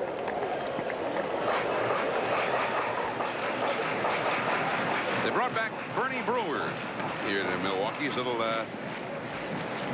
what would you call that? His little chalet out in center field, and the big beer keg. And that's the way it looks to Bernie from out there. You know, from that angle, Joe, I'm not sure if Bernie would know if they hit a home run or not. There's a high drive down the right field line. Into the corner. Caught by Paul O'Neill. Bell tags up and just does make it to second base. Nice catch by O'Neill.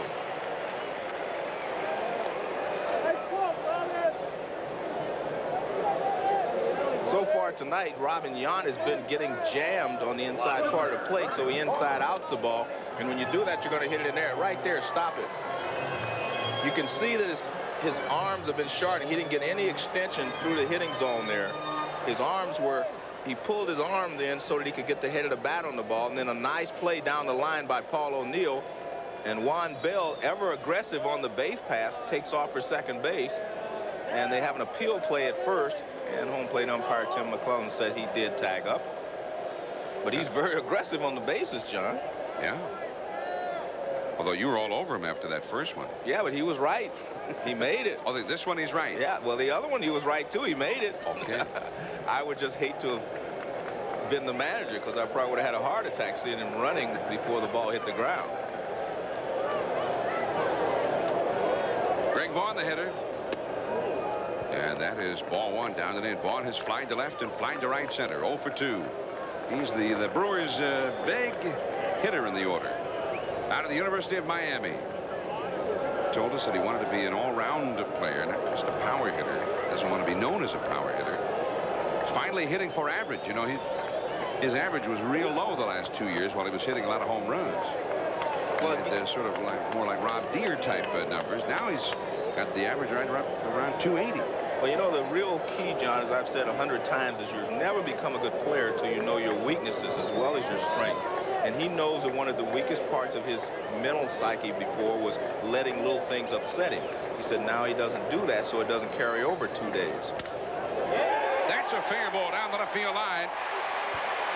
Coming in to score is Bell, and Vaughn is into second base with his 9th double of the year. That's his 46th run batted in. 7-4 New York.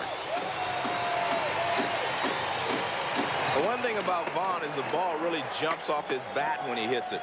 This ground ball gets past Boggs before he can really actually react. Now watch, even though it's not AstroTurf, he does not have time to get over there because the ball just shoots off his bat.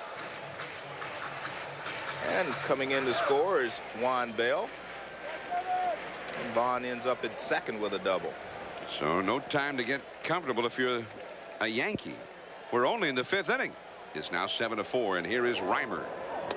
Fastball, a strike. Reimer single home run with that little bloop back in the 1st inning, on which Juan Bell scored from second base, and then Reimer tried to bunt his way aboard in the 3rd and was thrown out by Jimmy Key. 7-4. We're only in the 5th. That's a ball inside. 1 ball and 1 strike. Reimer is now 4 for 5 in his career against Jimmy Key. He was so upset after he bunted and was thrown out in the 3rd inning. He went into the bat rack and just wreaked mayhem on his bat and the rack. The Brewer club is frustrated right now. This is what happened after this failed bunt. Well, he's probably saying to himself, I hit this guy so well, why am I bunting?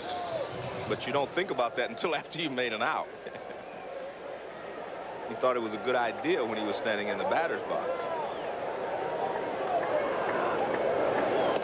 Brewers have not been playing well of late, and they have been falling out of contention. They start today 10-0, they did start today 10.5 back of first place Detroit, 5 games under 500.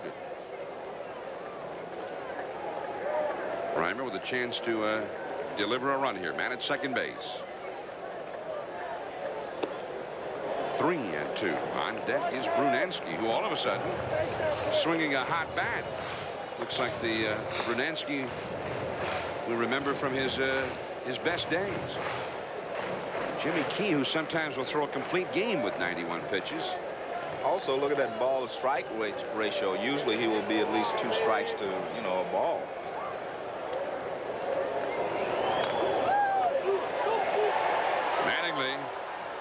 so good over there. Down to third base goes Vaughn.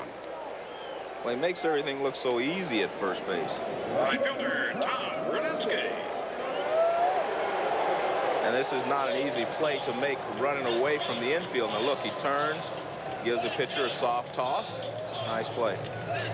It looks simple, but you know, they practice that for hours upon hours in spring training, because it is a more difficult play than it appears to be. Now Brunensky, 2-run first inning double. Grounded to short of the third. He's 1 for 2. Runner at third, 2 down.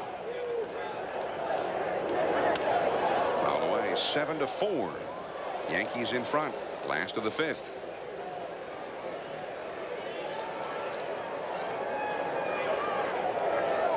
Brewers have their bullpen busy. Yankees bullpen is quiet.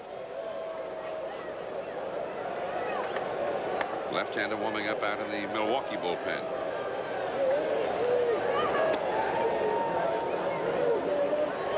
One strike now to Brunensky.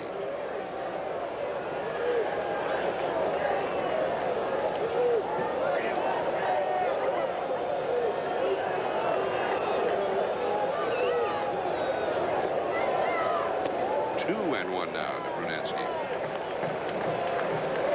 Graham Lloyd, Australian-born left-hander, warming up in the Milwaukee bullpen now. They also have an Australian-born catcher, Dave Nilsson, but he's on the disabled list right now. 2-1 the count. 3-1 on deck is John Jaha. There he is.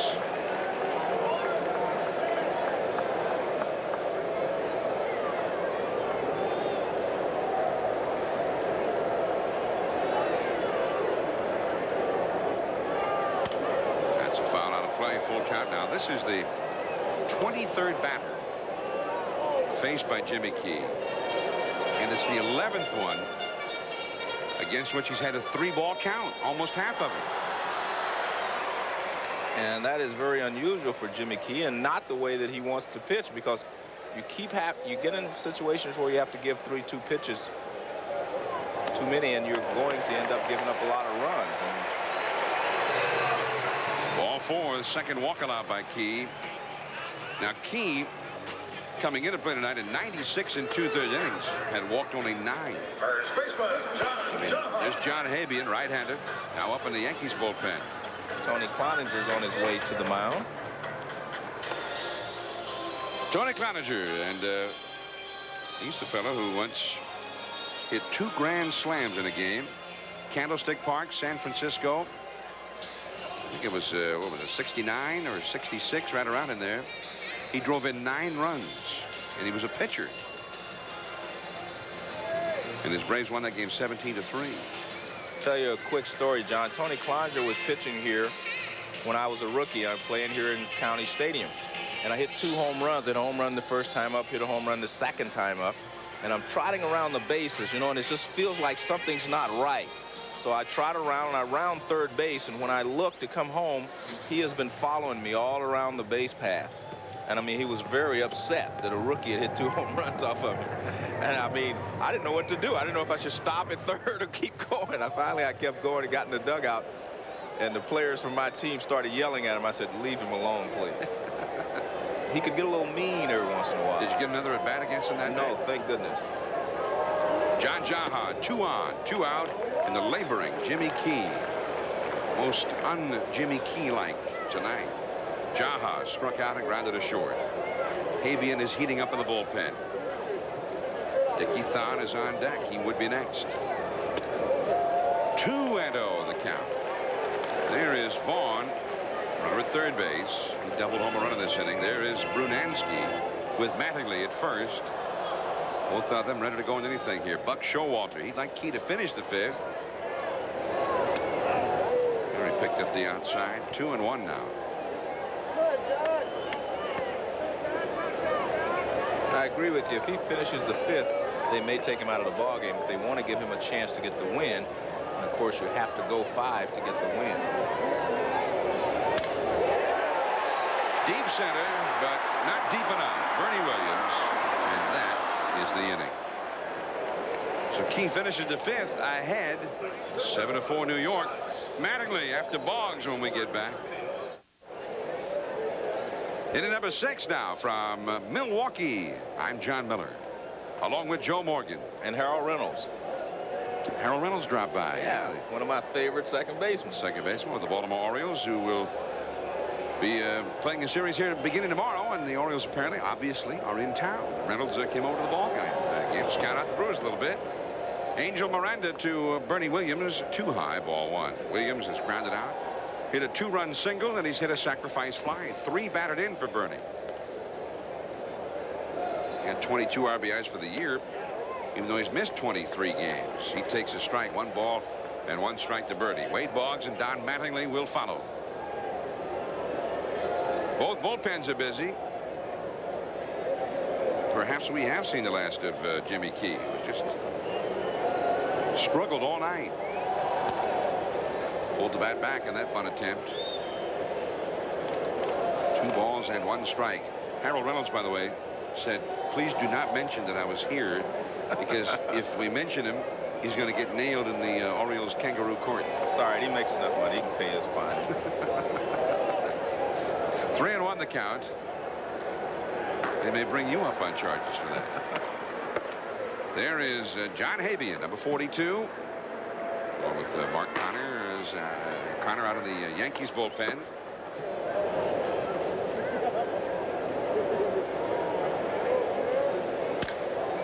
That is a foul ball right past Clete Boyer and down the left field line. 3 balls, 2 strikes to Bernie Williams. 7-4, the Yankees lead. After the Brewers put 3 on the board in the first, the Yanks got 3 in the second and then 4 in the third.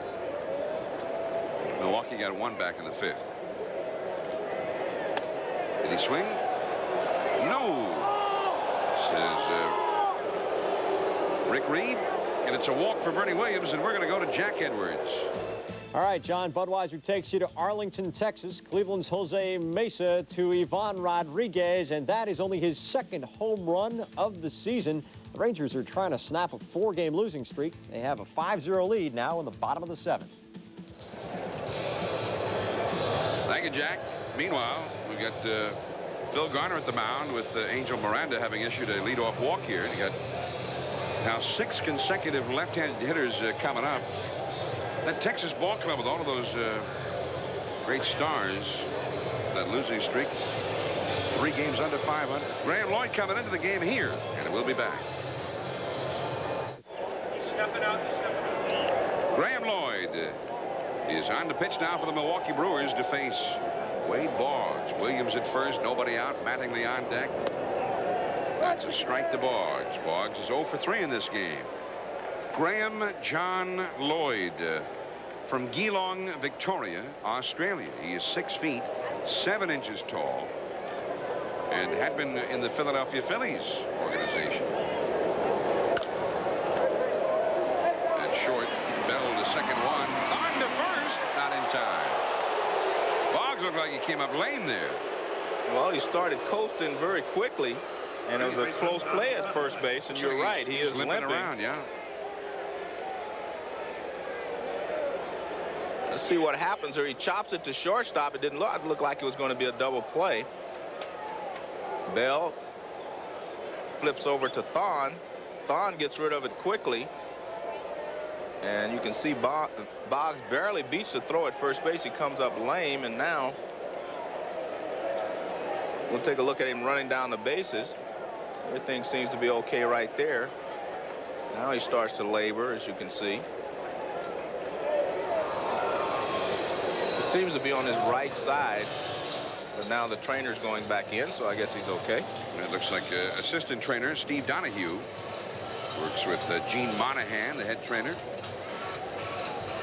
So Wade Boggs is aboard, 1 out, and Don Mattingly coming up. Mattingly with a home run back in the 3rd on the first pitch from Mike Boddicker. He's 1 for 3 in the game. Seen 3 pitches, and he has swung at 3 pitches and put them in play. What's the total on that now? They get the double play. You can see Boggs is really hurting. Yeah. Now he's down.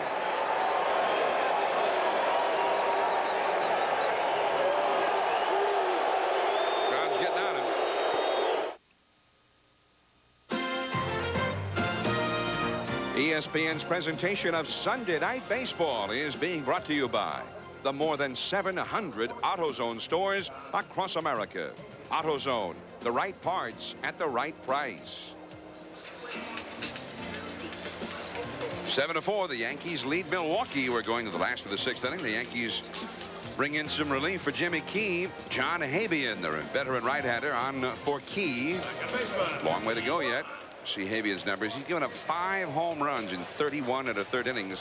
That's been a problem for him. He's been a pretty good setup man for the Yanks these last 3 years. Also, Boggs is out of the game. Andy Stankiewicz, spark plug type player, recently brought up in the minor leagues. And here we go with Dickie Thon taking strike 1. Jimmy Key threw 102 pitches while he was in there. Gave up 4 runs, 3 of them earned on 7 hits. Dickie Thon has a walk and a single. Slider misses. 1 ball, 1 strike.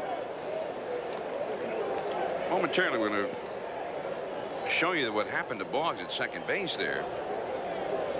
And he might have more than 1 injury that he's working on right now as he finally leaves the ball game. 2-1 to Thon.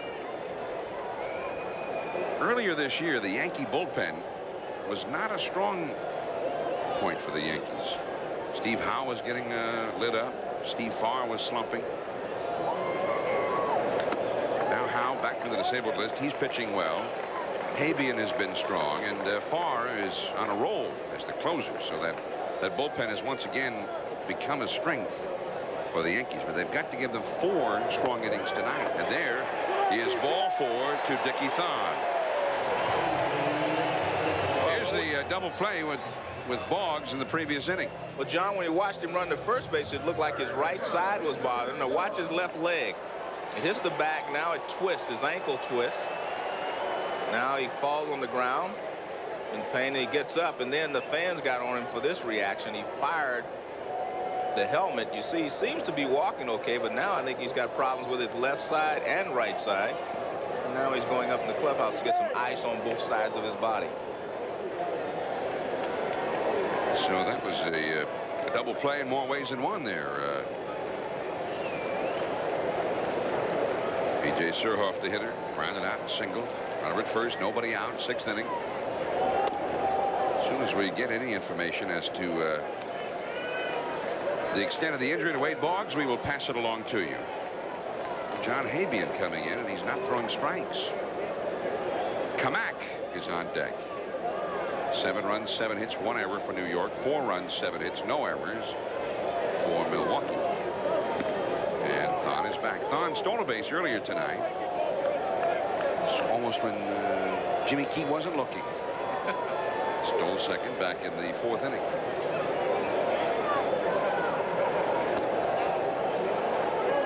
Now 1 ball, 1 strike to B.J. Surhoff.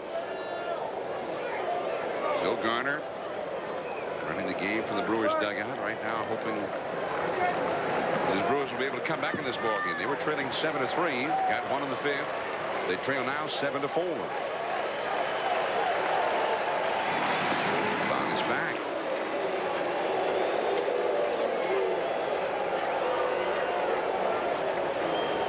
Speed is definitely not part of the Yankees game.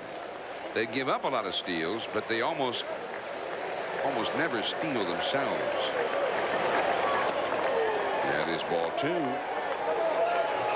It's a 2-1 count to Surhoff. Sometimes a pitcher will tell you when he throws in the bullpen, he comes onto the mound in the game, and that mound has a different feel, and it takes him a little while to sort of acclimatize himself. They usually tell you that after they go in and walk 2 or 3 guys. And I was going to say, John, that's what the 8 pitches in between the warm-ups are for. Give you a chance to get accustomed to the mound. But you're right. They will say, well, the mound was different. Took me a little while to adjust. 2-1 the count. Dickie Thon at first base. And back he goes. Fans getting tired of watching him throw over to first base.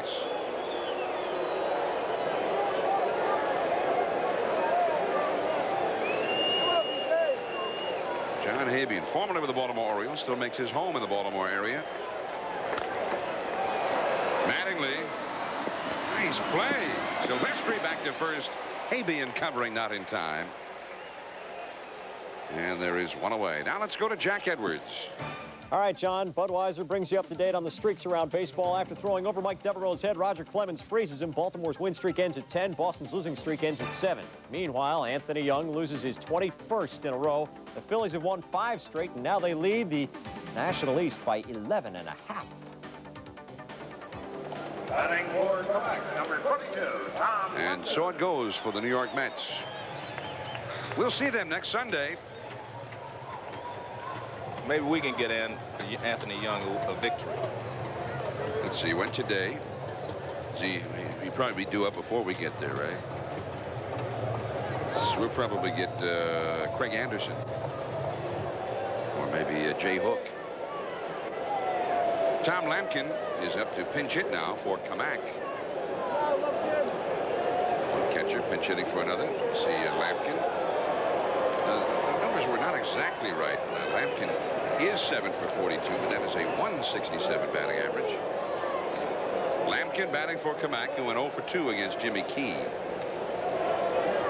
Lampkin used to be with the San Diego Padres. And the Brewers have been hurting for a catcher since the man they wanted to be the regular, Nilsson, went down with an injury early on this year. There is Surhoff now at first base. BJ has stolen 6 times this year. 6th inning, 7-4, the Yankees out in front of the Brewers here.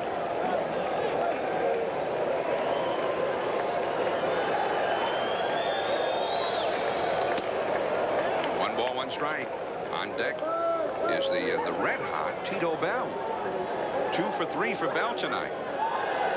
Hitting nearly 500 for his new ball club for the year. He's a switch hitter. We've seen him bat right-handed tonight and come up lefty against John Habian. Back to the bag is B.J. Surhoff.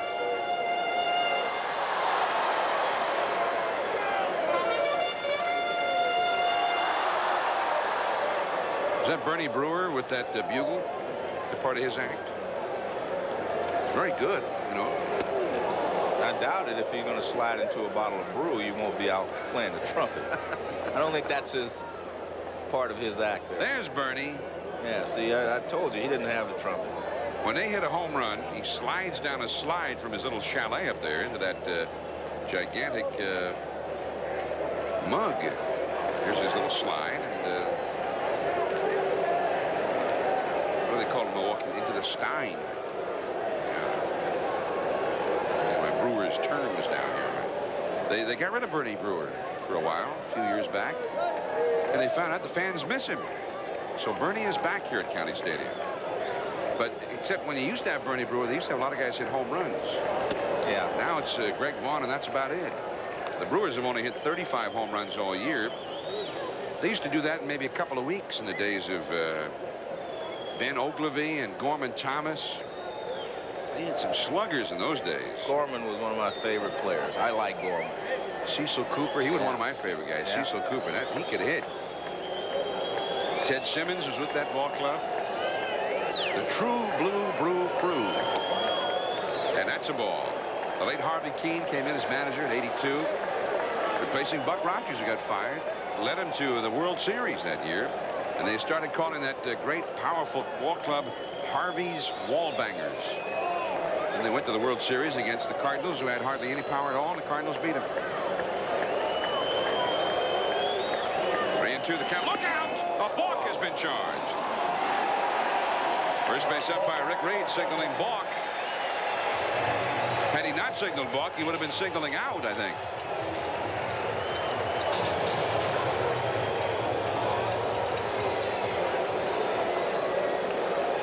It was a very quick move to first base. But what he does is he kind of bends his left knee. If you flex your left knee, that means you're going to the plate. That's a move toward the plate. He flexed his left knee and then fired to first base. You can't do that.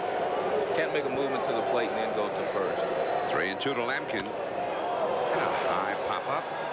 Mattingly wants it. Out number 2 now. Runner at second, and Bell coming up. Don't forget that tomorrow night. From Yankee Stadium, New York, Big Mo Vaughn and his Boston Red Sox, Andre Dawson and company, facing Wade Boggs, if he's able, Mattingly, and the Yankees at the big ballpark in the Bronx. Monday Night Baseball, 7:30 Eastern and 4:30 Pacific. Don't miss it right here on ESPN. Now here is Tito Bell. Singled and scored in the first. Popped to second in the second, and he singled and scored again in the fifth. 2 for 3, now batting left-handed. He's a switch hitter. Bell, is a left-handed hitter, has struggled comparatively. He's hitting only .385 left-handed for the Brewers. And he takes a strike, showing bunt. On deck, Robin Yount. I mean, Bell's only had 21 at-bats as a member of the Brewers. Yeah, but that's still improvement over what he was doing at Philadelphia. Definitely. Some of the players in Philadelphia said that it's the first player they've ever seen the Phillies fans actually run out of town. He said there was no way that he could play there. The fans want him so hard that just no way. I mean, especially for a young guy to be able to handle that. Yeah. You know.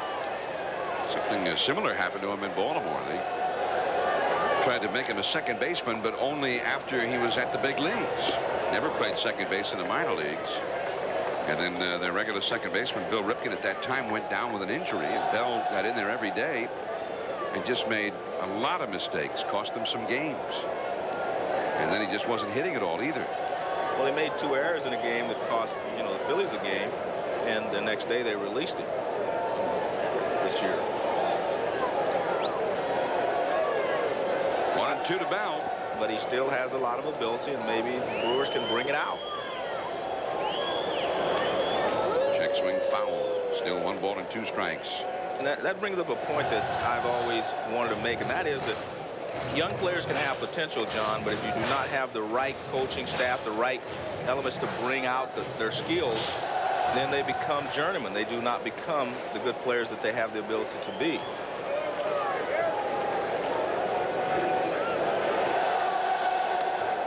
Two and two. And I always go back to an example that I use, and that is Juan Samuel. I really believe that Juan Samuel should have been maybe one of the best, if not the best, second baseman ever to play the game.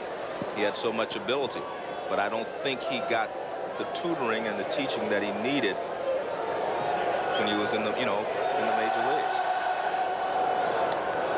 3-2 to Bell now. And also, a player like Juan Bell from another country, right, from the Dominican Republic. He's got the language barrier. And Juan has never really learned to speak English all that well. There's Robin Yount. He would be next. And there's that aspect as well. Now, it looks like a bug is bugging Juan Bell. Backs away. But, you know, each fellow reacts differently to the, right, the different cultural barriers that he encounters.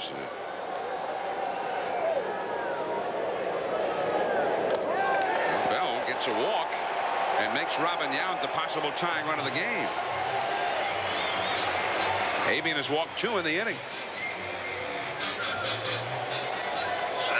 It's a pitch I don't understand sometimes. You throw a 3-2 breaking ball, and the tying run is coming up next. You throw that to a hitter who can't hit the ball out of the ballpark, basically can, but I mean, he's not a home run threat.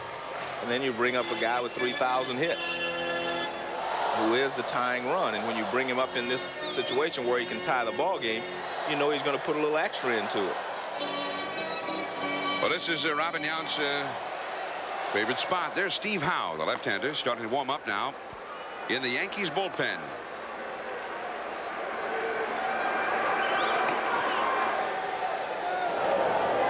Ball 1, the slider missing.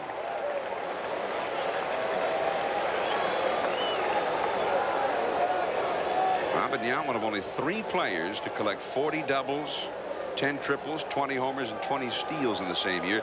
And he did it with the Harvey's Wallbangers back in that '82 season we were talking about. That's a ball. 2-0 the count. They had the big Harley-Davidson convention here in Milwaukee the last few days. There's Tony Cloninger out of the Yankees dugout to go visit with John Havian, who's really struggling with his control tonight. A problem which also plagued his predecessor on the mound, Jimmy Key. But, you know, Robin Yount, in the offseason in particular, he likes to get out there in his motorcycle and out on the open road. And he and his friend Rick Dempsey now managing in the Dodgers minor league system. One winter, Dempsey, they had a video camera. They went into this place in Southern California. It was kind of a natural bowl, like a small crater. And Dempsey ran the camera on a tripod. The idea was for Yount to go around and around the bowl, going down inside, and then to make a dash across the bottom of the crater right toward the camera, and just before he hit the camera to pop a wheelie. They're going to make this great video, right? Except he went across the bottom of the crater, hit some soft mud, and it threw him head over heels, and he ended up laying right at the base of the camera. And Dempsey looked down at him and thinking, he might be dead. But Rick did not go to him to see if he's all right.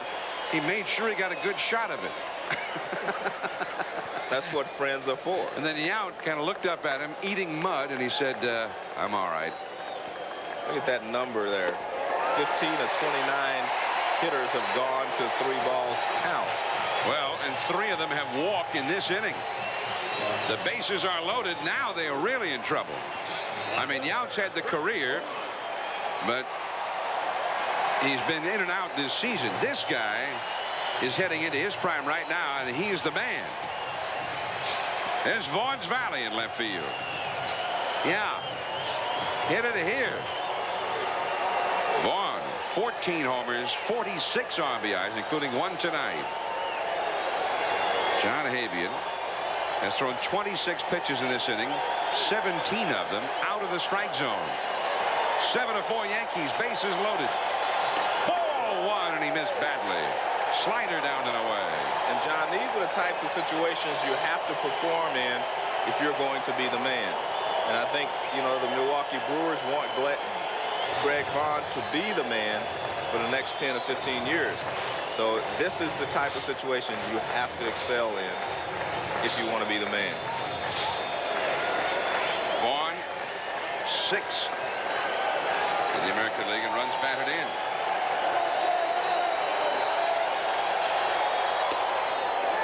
Ball 2.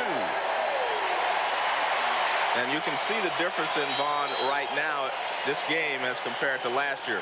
He was always attacking the ball, swinging a lot of bad pitches. Now he has been a lot more patient this year. And he's still patient here, and you can see that the 1 base hit he has had off of Havian was a home run. And I guarantee you Vaughn remembers it. But so does Havian. There is Surhoff at third base. Bell is at second. Yount at first. 2 down.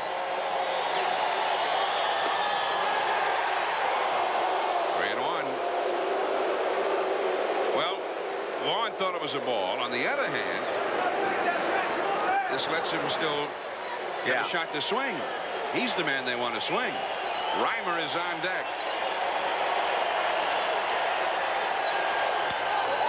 Into left center field. Williams, and the inning is over. Like he hit it off the end of the bat. And the Yankees get out of it with no runs scoring. Matt Noakes will lead it off when we return.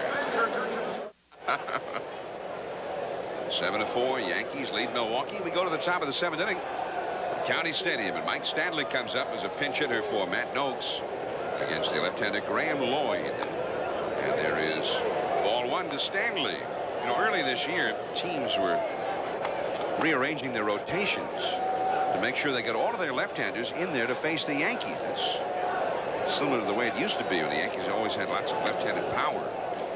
And the Yankees just have so many left-handed swingers, but guys like Boggs, Mattingly, O'Neill, Matt Noakes, Kevin Moss. Here's Lampkin, who stays in to catch for the Brewers. The team just felt like, hey, let's nullify that left-handed hitting of the Yankees. But what happened was guys like Stanley got in there more and more, and they hit well. Leyritz hit well. Velarde hit well. Guys off the bench. And in some ways, those guys carried this ball club through some difficult times with injuries to Chartable and Mattingly. Mike Stanley now really the regular catcher, hitting .311, 5 homers, 21 batted in. Leyritz, who got hit in the hand here the other night, will be available to pinch hit if needed. There's a base hit for Stanley. Leyritz is hitting .336 with 8 home runs. Right fielder, Paul O'Neill. Now Paul O'Neill. O'Neill tonight is single and doubled. 2 for 3, 2 runs scored. He's got 8 home runs, 26 batted in. Yankees have hit 66 home runs now. This is their 63rd game, but they don't have any one guy hitting a lot of home runs. The Yankees are averaging 5 runs a game. One of the top scoring clubs in the league. Lloyd with his own play over to first to Jaha, and O'Neill is retired as Stanley moves over. 1 out. We're in the top of the 7th inning from County Stadium, Milwaukee. This is our ESPN Sunday Night Baseball game of the week. The New York Yankees, 3rd place in the American League East, and the Milwaukee Brewers. And the Yanks lead as we head into the late innings here, 7-4. We're in the top of the 7th inning. Don Mattingly has hit the game's only home run. That put the Yankees ahead, broke a 3-3 tie in the 3rd inning. Did that home run. Yankees went on to score 4 in the inning. They're still up. Deion James, the hitter now. And he takes a curve for a strike. 0-1. 7-4, Yanks over the Brewers, top of the 7th. And Steve Howe continues to loosen up out of the Yankees bullpen. Deion James has walked, double home run, grounded out. And through. That will get a run home. 8-4 New York.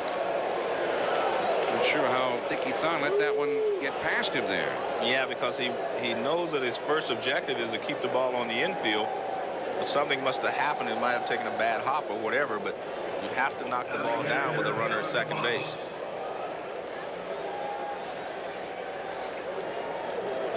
One out, 1 on, 1 in. Yanks ahead 8-4.